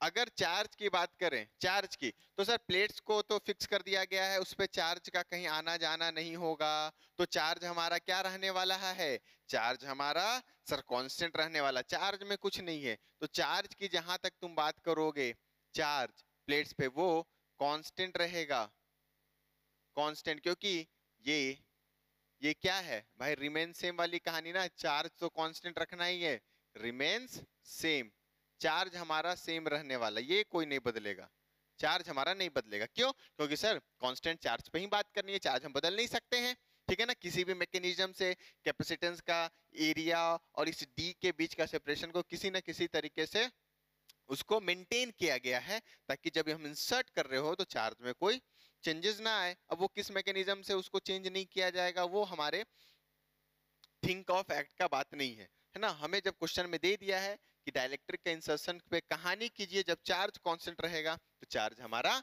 सेम रहने वाला है। बोलो बात समझ में आया? अच्छा, अब जैसे जैसे ये डाइलेक्ट्रिक अंदर जाएगा तो ऑब्वियस सी बात है कि यहाँ पर डाइलेक्ट्रिक में नेगेटिव आने लगेगा इधर, ठीक है, और इधर वाला में पॉजिटिव का एक्युमुलेशन होगा, ठीक है, जैसे जैसे अंदर जाएगा, ये हम जानते हैं, ये हम जानते हैं। चलो, तो आगे बात है सर वी पे, वी पे, वी क्या है? तो सर वी बढ़ेगा कि घटेगा, वी क्या है? तो देखो वी को कैसे लिख सकते हैं, अगर पोटेंशियल की बात कर रहे, पहला तो हो गया, दूसरा पोटेंशियल वी, तो वी को कैसे लिख सकते हैं? तो सर होता है Q equals to C V, Q equals to C V, तो V को लिख सकते हैं Q by C, Q by C, Q by C. Q तो चार्ज है जो कांस्टेंट है, ये चार्ज है जो कांस्टेंट है, तो क्या capacitance of the capacitor constant रहेगा? तो सर मेरे को ये देखना होगा। तो सर अगर डाइलेक्ट्रिक नहीं रहता है तो C इनिशियल हम जानते हैं, C इनिशियल वो कितना होता है, C initial is simply C, तो डाइलेक्ट्रिक इंसर्ट करने पर C फाइनल हो जाएगा K टाइम्स C, ये बढ़ जाता है, और C की वैल्यू कितनी होगी, epsilon not A by D, तो यहाँ पर हो जाएगा K times epsilon not A by D, ठीक है, ये कहानी हो जाएगा। तो मेरा दिखेगा कि capacitance of a capacitor will going to increase its value, will going to increase its value, तो यहाँ पर वैल्यू बढ़ेगा, मतलब सर C हमारा बढ़ेगा, C विल इंक्रीज, C हमारा बढ़ेगा। तो यहां से हम ये बोल सकते हैं कि ये तो कांस्टेंट है और ये बढ़ रहा है, तो V is decrease, decrease its value, decrease, V हमारा वैल्यू को घटाएगा, मतलब V की वैल्यू घटेगी, पोटेंशियल घटेगा जब हम कांस्टेंट चार्ज पे, जब हम कांस्टेंट चार्ज पे डाइलेक्ट्रिक को इंसर्ट करेंगे हैविंग डाइलेक्ट्रिक कांस्टेंट के। बोलो आया बात समझ में?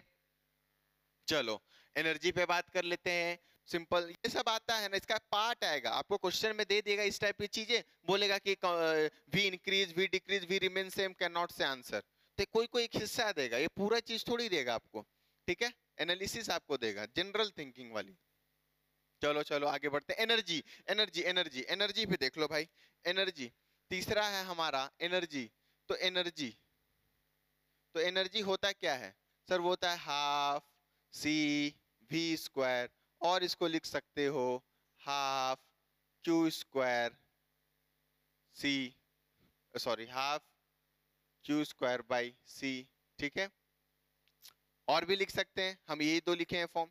तो इस दो फॉर्म में अगर मैं देखूं तो मेरे को कौन सा फॉर्म से सेलेक्ट करना चाहिए एनर्जी पे एनालिसिस करने के लिए, तो we have to select this one, this one. क्यों?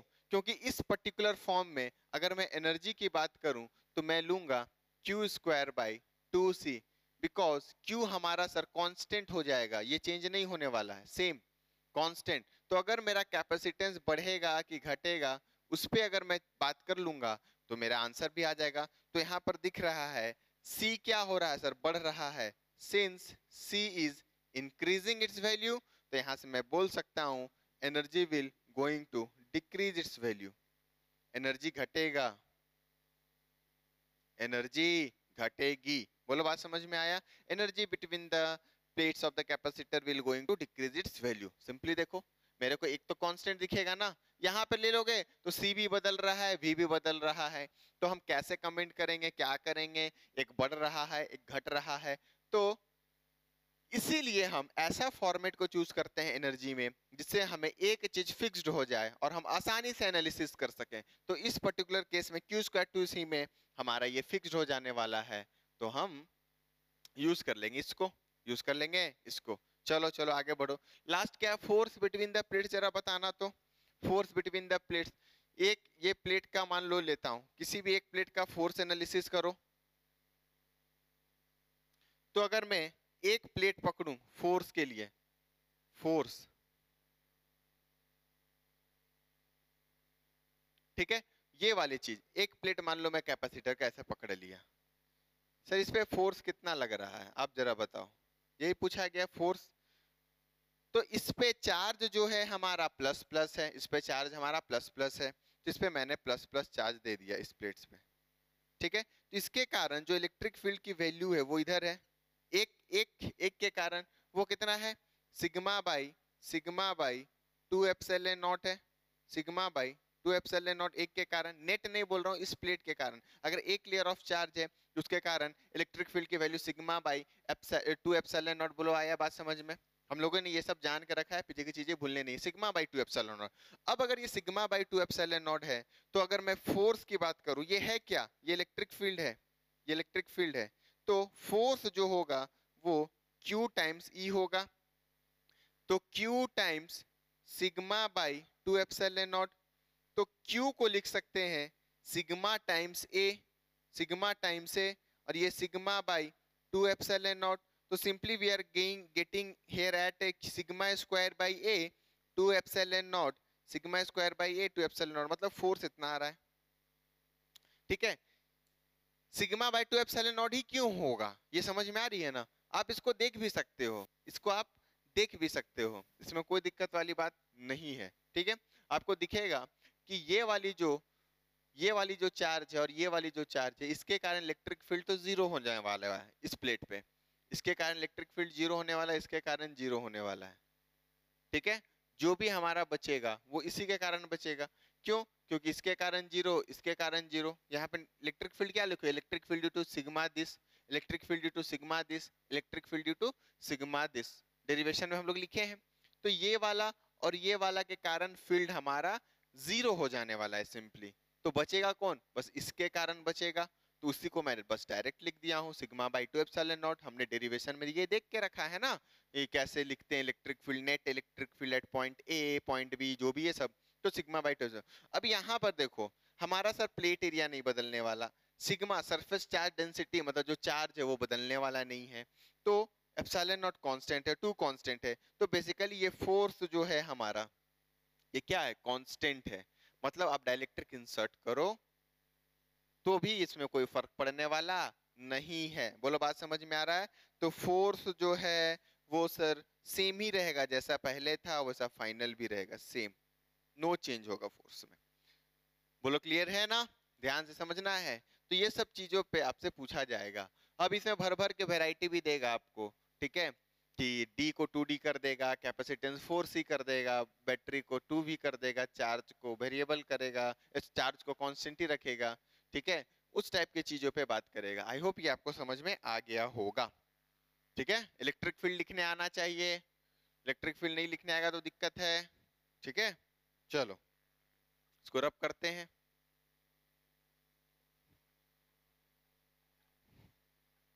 अगर इसी सब पे मैं कहानी करूं, अगर मैं आपको एक और दो करने हैं, तो आप जरा बताइए मेरे को कि इलेक्ट्रिक फील्ड की value, sorry insertion of dielectric at constant voltage करेंगे तो ये सब में क्या चेंजेस आएगा।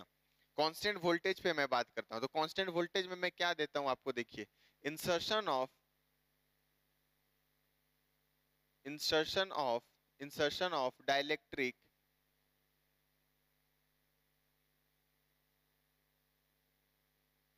Insertion of dielectric at constant voltage, इस बार वोल्टेज कांस्टेंट कर दिया, एट कांस्टेंट वोल्टेज, ठीक है, insertion of dielectric at constant voltage.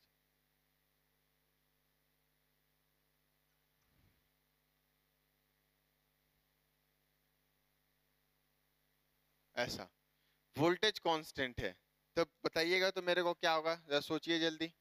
इस तरीके की चीजें हैं, ये है हमारा डाइलेक्ट्रिक दे दिया, ठीक है, ऐसा डाइलेक्ट्रिक सॉरी कैपेसिटर का प्लेट्स दे दिया, और इसमें डाइलेक्ट्रिक डाला जा रहा है स्लोली स्लोली, ठीक है, डाइलेक्ट्रिक डाला जा रहा है स्लोली स्लोली।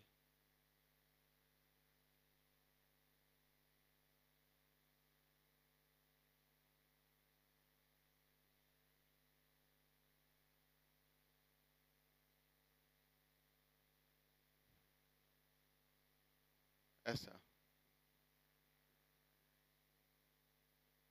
ठीक है, कांस्टेंट वोल्टेज, कांस्टेंट वोल्टेज। तो आपसे वही पूछा, चार्ज पे बताइए,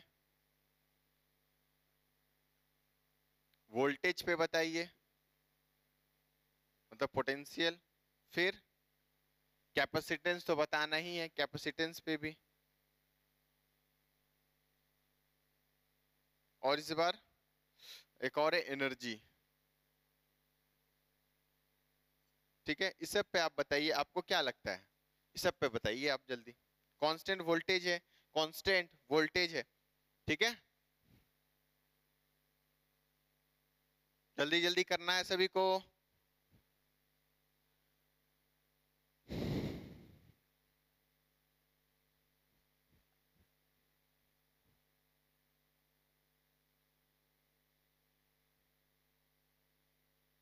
हो गया, चलो देखते हैं कांस्टेंट वोल्टेज। तो ऑब्वियस ये बात है सर, कांस्टेंट वोल्टेज ये है तो potential difference across the this is will remain going to same, ठीक है। तो ये तो हमारा सेम रहेगा वैल्यू, इसमें कोई दिक्कत ही नहीं है भाई वोल्टेज, ठीक है ना, ये सेम कांस्टेंट ही रहेगा, ठीक है, इसमें तो कोई दिक्कत ही नहीं है। आंख बंद करके लिख देना है, क्योंकि इसी पे हमें बात ही करनी, इसको मैं बदल नहीं सकता हूँ। अब चार्ज पे बात करते हैं ना, चार्ज पे तो कांस्टेंट वोल्टेज है, तो कांस्टेंट वोल्टेज है तो ऑब्वियस सी बात है, वोल्टेज से इसको करके रखा होगा कनेक्टेड किसी बैटरी से, किसी भी बैटरी से ये कनेक्टेड रहेगा। अगर किसी भी बैटरी से कनेक्टेड रहा तो ऑब्वियस सी बात है ऊपर में इसके पास चार्ज कुछ ना कुछ रहेगा, चार्ज कुछ ना कुछ रहने वाला है। तो अगर चार्ज पे बात करें, चार्ज पे मैं बात करता हूं, देखो इधर, तो Q इनिशियल कुछ ना कुछ Q तो रहेगा, वो जीरो रहने वाला नहीं है, ठीक है, Q इनिशियल कुछ ना कुछ Q रहेगा।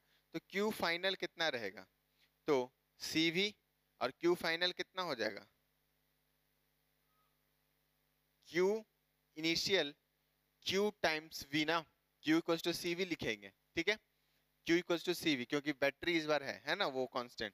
तो Q initial Q times V रहने वाला है, क्योंकि वो कनेक्टेड होगा किसी ना किसी कांस्टेंट पोटेंशियल बैटरी से, इस तरीके का मैकेनिज्म चलेगा, ऐसा होगा ये, ठीक है, ऐसा ये कनेक्टेड रहा होगा V वोल्ट बैटरी से, ठीक है।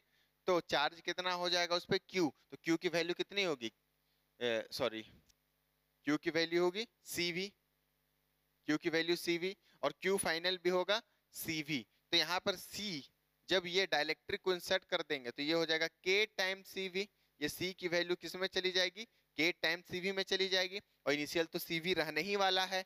तो Q फाइनल और Q इनिशियल, मतलब चार्ज इस पे कितना था, CV था, और फाइनली कितना हो गया, KCV हो गया। अगर एक प्लेट को मैं पकड़ूं, अगर एक प्लेट को मैं पकड़ूं, मान लो इधर वाला पकड़ता हूं, बैटरी ऐसे है, तो ऐसा देख लो, इस पे CV चार्ज था, अब इसी प्लेट पे फाइनल चार्ज हो गया KCV, तो चेंज कितना हुआ, तो KCV माइनस ऑफ CV, तो ये बेसिकली CV कॉमन ले लो, तो K-1, K-1, तो ये क्या है, ये बेसिकली जो चार्ज हमारा फ्लो हो रहा है बैटरी से, यहां से ये चार्ज फ्लोन है, चार्ज फ्लोन, चार्ज फ्लोन, ठीक है। तो चार्ज फ्लोन कितना है, charge phloem sir, charge phloem वो है CV multiplied by K-1 final minus initial, KCV multiplied minus CV, तो ये हो गया हमारा, बोलो बात क्लियर है।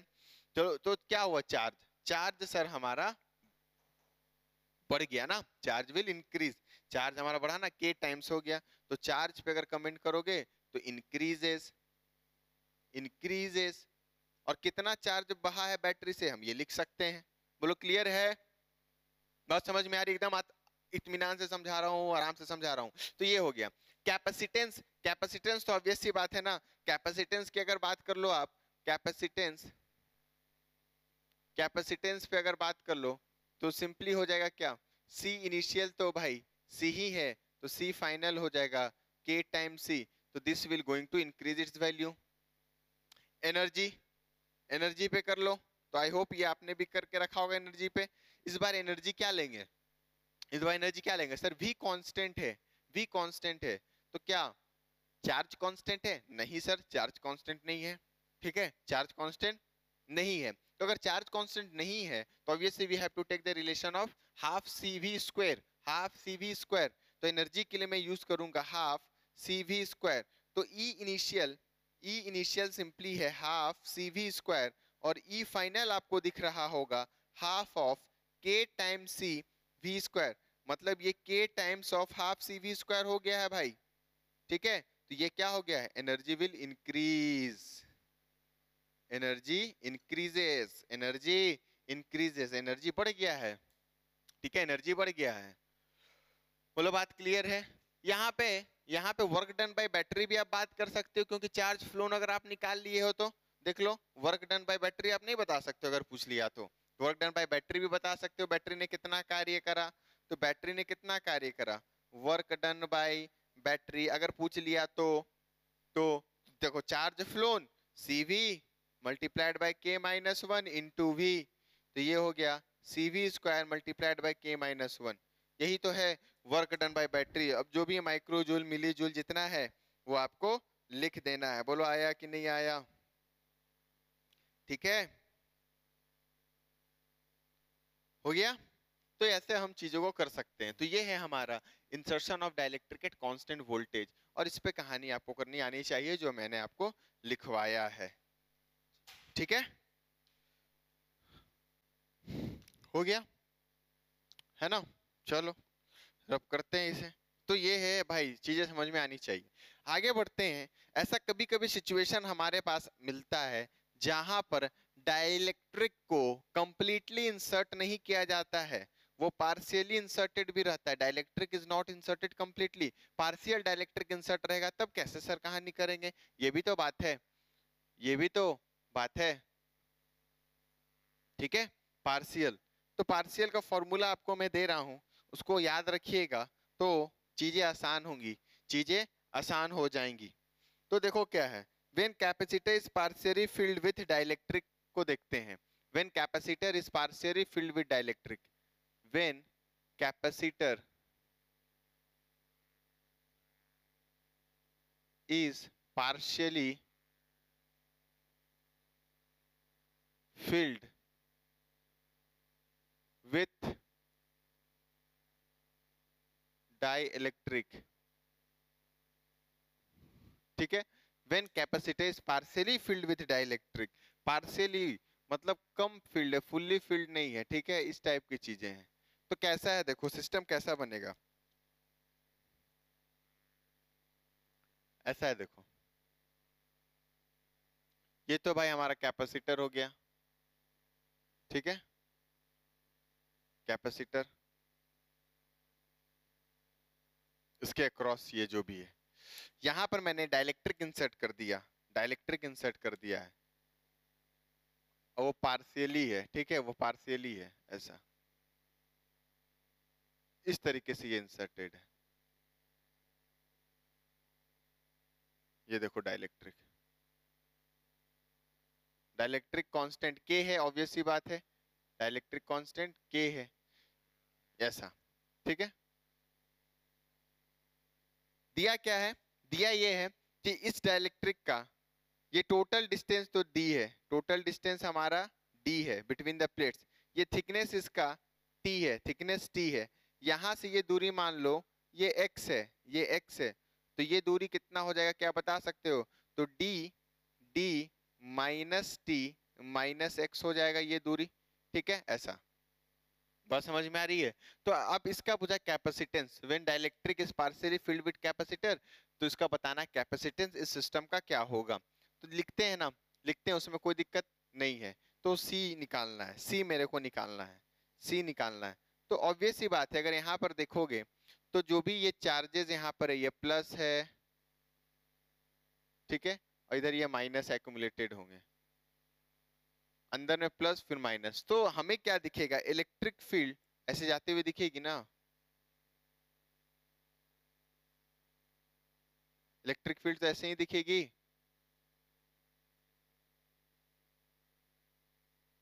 ठीक है, तो अंदर में जो इलेक्ट्रिक फील्ड है, अंदर में जो इलेक्ट्रिक फील्ड है, जो अंदर में इलेक्ट्रिक फील्ड है वो अलग है और बाहर में अलग है।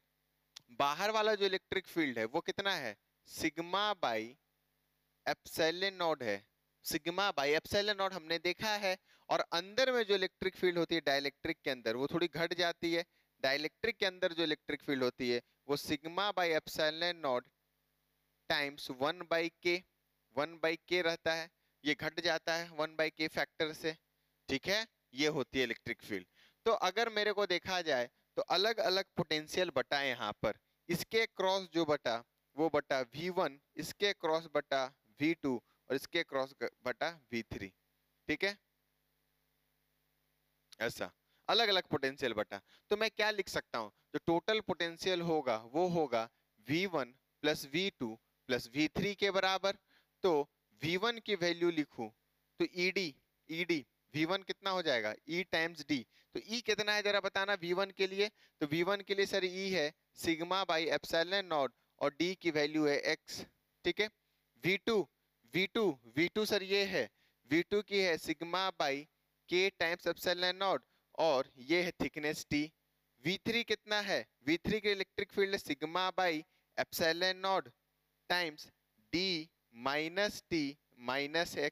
ये सिंपली मैंने किसका यूज लिया, यहाँ पर यूज लिया है V इक्वल्स टू ईडी का, V इक्वल्स टू ईडी का, जो हम जानते हैं V इक्वल्स टू ईडी का। चलो, तो मैं टोटल पोटेंशियल के लिए पैरेलल में था तो टोटल पोटेंशियल के लिए क्या करूंगा भाई, जोड़ दूंगा। सॉरी, सीरीज में था तो टोटल पोटेंशियल क्या हो जाएगा, जुड़ जाएगा। तो V नेट जो है, मतलब जो V आएगा वो कितना आएगा, वो ऑब्वियस सी बात है V1 हो जाएगा sigma by epsilon not times x plus V2 हो जाएगा sigma by K epsilon not times t plus V3 हो जाएगा sigma by epsilon not D minus T minus x। मतलब इसको अगर और सिंप्लीफाई किया जाए तो sigma by epsilon not x plus sigma by ये वाले को मैं लिख रहा हूँ, ये वाले को सिंप्लीफाई कर रहा हूँ, sigma by epsilon not D minus sigma by epsilon not T minus sigma by epsilon not x और ये वाला प्लस सिग्मा बाई के epsilon not T.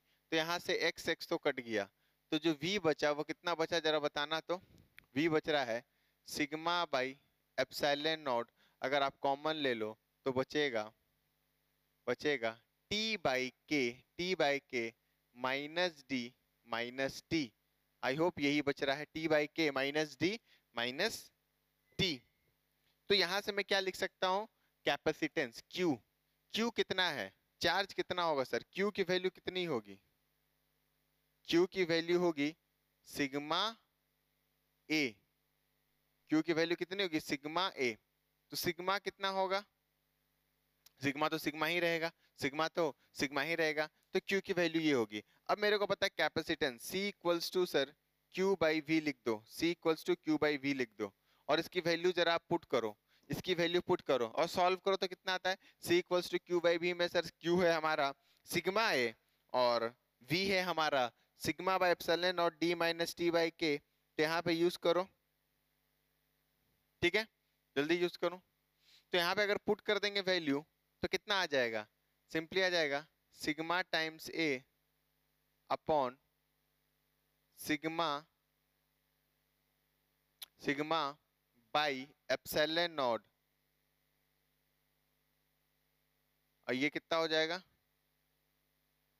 T by के माइनस डी माइनस टी, यही ना। तो ये सिग्मा सिग्मा कटा तो ये ऊपर चला गया epsilon not A divided by, ठीक है, डिवाइडेड बाई T बाई के माइनस डी माइनस टी, ऐसा कुछ आ रहा है देखो। ठीक है, तो ये है चीजें हमारी, ये है हमारा कैपेसिटेंस, ये है हमारा कैपेसिटेंस। तो इसको लिख सकते हैं, इसको लिख सकते हैं, अरेंज कर लो। आंसर अब यही है, अब इसको रीअरेंज करना है तो उसमें कोई दिक्कत है नहीं। इसको ऐसा लिख दो, डी बाहर ले लो, डी बाहर, डी मतलब इधर लिखो माइनस कॉमन लेके, D minus T plus T by के, ऐसा लिख सकते हैं क्या? ठीक है, D minus T plus T by के, है ना, कोई दिक्कत नहीं है। टी बाई के, डी यहाँ है, डी मैंने माइनस कॉमन लिया इससे, तो बचा क्या, माइनस कॉमन लूंगा तो बचेगा क्या, plus D minus T by के और प्लस टी। ठीक है, इस तरीके से। तो सी आएगा हमारा इतना, देख लो। ठीक है, ठीक है ना। तो यहाँ पर क्या है, देखो यहाँ पर तो हमारा आना चाहिए बेसिकली कितना, कुछ कहीं गड़बड़ है क्या, देखते हैं।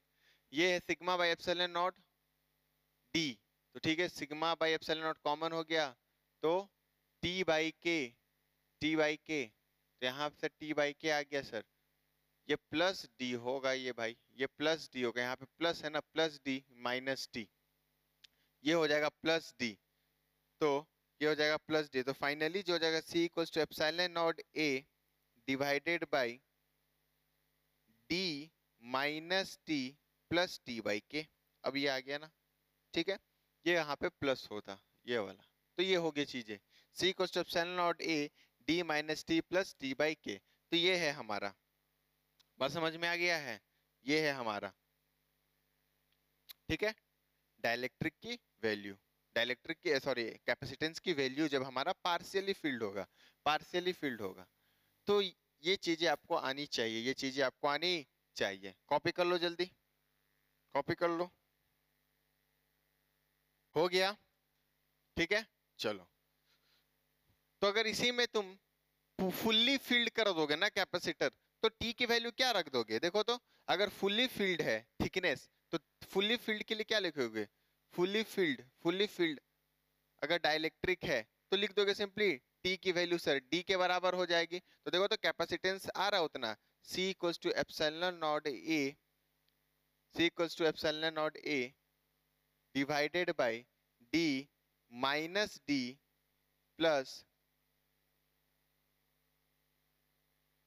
D by K. तो ये कटा, तो ये क्या हो गया, epsilon not A by D, और ये के किधर चला जाएगा ऊपर, टाइम्स के। देखो जस्टिफाई करता है रिजल्ट हमारा ये, कि अगर फुल्ली फिल्ड है तो थिकनेस की वैल्यू जो होगी वो डी के बराबर हो जाएगा विड्थ ऑफ द प्लेट, जितने बीच की दूरी में हमारा प्लेट रखा गया है, तो ये हमारा वेरीफाई होता है। तो ये फॉर्मूला आपको याद होना चाहिए, है ना, ये फॉर्मूला याद होना चाहिए। चलो ठीक है, प्रूफ भी याद रहे तो कोई दिक्कत नहीं है, ठीक है। तो ये अब मान लो बहुत सारे प्लेट्स दे देगा, बहुत सारे प्लेट्स दे देगा, मतलब प्लेट्स एक ही रहेगा, मतलब बहुत सारे डाइलेक्ट्रिक दे देगा सर, ऐसा ऐसा डाइलेक्ट्रिक डाल दिया है, ऐसा ऐसा डाइलेक्ट्रिक डाल दिया है, ऐसा ऐसा डाइलेक्ट्रिक डाल दिया है, K1 K2 K3 ऐसा डाल दिया है, ठीक है, सेपरेशन डी ही है। तो उसके लिए लिखोगे C आएगा हमारा एप्सिलॉन नॉट, प्लेट एरिया यही रहेगा divided by D minus summation of T I, summation of T I plus summation of T I by के आई, ठीक है। और आई की वैल्यू 1 से n, आई की वैल्यू 1 से n जहां तक जाए, T1 T2 T3 T4 K1 K2 K3 K4 जो भी प्लेट्स है भाई उसको जोड़ते चले जाओ और आंसर लिखते चले जाओ। बोलो बात समझ में आ रहा है, T1 T2 T3 T4 T5 जो भी प्लेट्स उसको जोड़ते चले जाओ और आंसर लिखते जाओ, ठीक है। तो ये है हमारा कहानी, ठीक है, ये है हमारा कहानी प्लेट्स पे, हो गया। चलो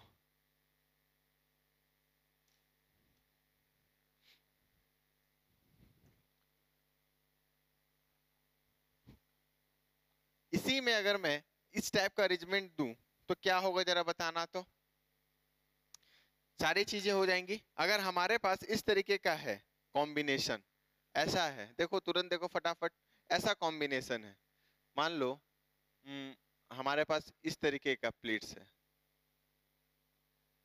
तो तुम्हें पता चल गया कि ये प्लेट्स को रिड्यूस किया गया है, ठीक है, रिड्यूस किया गया है ऐसा, और इसमें डाइलेक्ट्रिक कांस्टेंट K1 फील्ड है, K1 फील्ड है, और इसमें डाइलेक्ट्रिक K2 फील्ड है, ठीक है। ये D/2 है, ये भी D/2 है। तो आपसे पूछा है C इक्विवेलेंट की वैल्यू बताइए, C इक्विवेलेंट की वैल्यू बताइए इस पर्टिकुलर केस के लिए। इस पर्टिकुलर केस में हमारा C इक्विवेलेंट कितना होगा ये बताना है। तो कैसे बनेगा, C1 C2 होगा उसका अपना, ठीक है, C1 C2 होगा। कैसे बनेगा, तो कैसे करना है, देखो इस टाइप के जब डाइलेक्ट्रिक में हमारा सीरीज पैरेलल की कहानी आती है तो कैसे करते हैं, सिंपली हम चेक करते हैं जैसा पीछे चेक करते थे कि चार्ज बट रहा है कि नहीं बट रहा है, पोटेंशियल सेम है कि डिफरेंट है। तो अगर यहाँ पर देखो इसका C1 है कैपेसिटेंस और इसका C2 है तो C इक्विवेलेंट, तो इस सर्किट को तुम देखोगे कि जो भी पोटेंशियल अप्लाई हो रहा है ना वो अलग अलग हो रहा है, मतलब इसको तुम ऐसे एनालिसिस ले सकते हो ना, ठीक है, ऐसा और ये ऐसा, और यही वाला प्लेट को तो चिपका दिया गया, ये वाला जो आउटर लेयर है इसी को तो चिपका दिया गया ऐसे। तो ऑब्वियस सी बात है ये हमारा सीरीज में दिख रहा है, ये कैसा कॉम्बिनेशन है, सीरीज में कॉम्बिनेशन है। तो जो C इक्विवेलेंट लिखेंगे ना तो 1/1/1/C1 प्लस 1/C2, तो ये बेसिकली क्या दे देगा, C1 plus C2 divided by C1 C2। ये किसकी वैल्यू है, 1/C इक्विवेलेंट की। तो C इक्विवेलेंट की वैल्यू कितनी आ जाएगी, C1 C2 divided by C1 plus C2। बोलो आया। अब C1 की वैल्यू आप लिख नहीं सकते हो, लिख सकते हो ना अपने हिसाब से, एप्सिलॉन नॉट C1 की वैल्यू कितनी हो जाएगी, epsilon not plate area A ले लो, प्लेट एरिया ए ले लो, ए टाइम्स K1/D/2, और C2 की वैल्यू लिख दोगे epsilon not plate area A times K2/D/2। अब इसकी वैल्यू को पुट इन कर दो तो यहाँ पर C इक्विवेलेंट दिखेगा, यहाँ पर क्या दिखेगा, C इक्विवेलेंट दिखने वाला है। मतलब डाइलेक्ट्रिक के कॉम्बिनेशन के साथ हम C इक्विवेलेंट इस तरीके से लिखते हैं। बोलो आया कि नहीं आया, ठीक है। अगला अगर मैं बात करूं तो इसका जरा आंसर बताइएगा कितना आता है।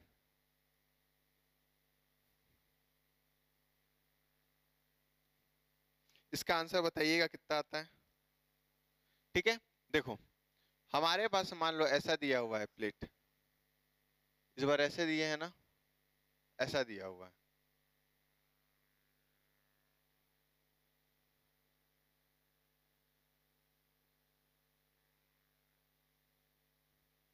इस तरीके से मान लो दे दिया है, इसका है C1 K1, इसका है C2 K2 और ऐसा।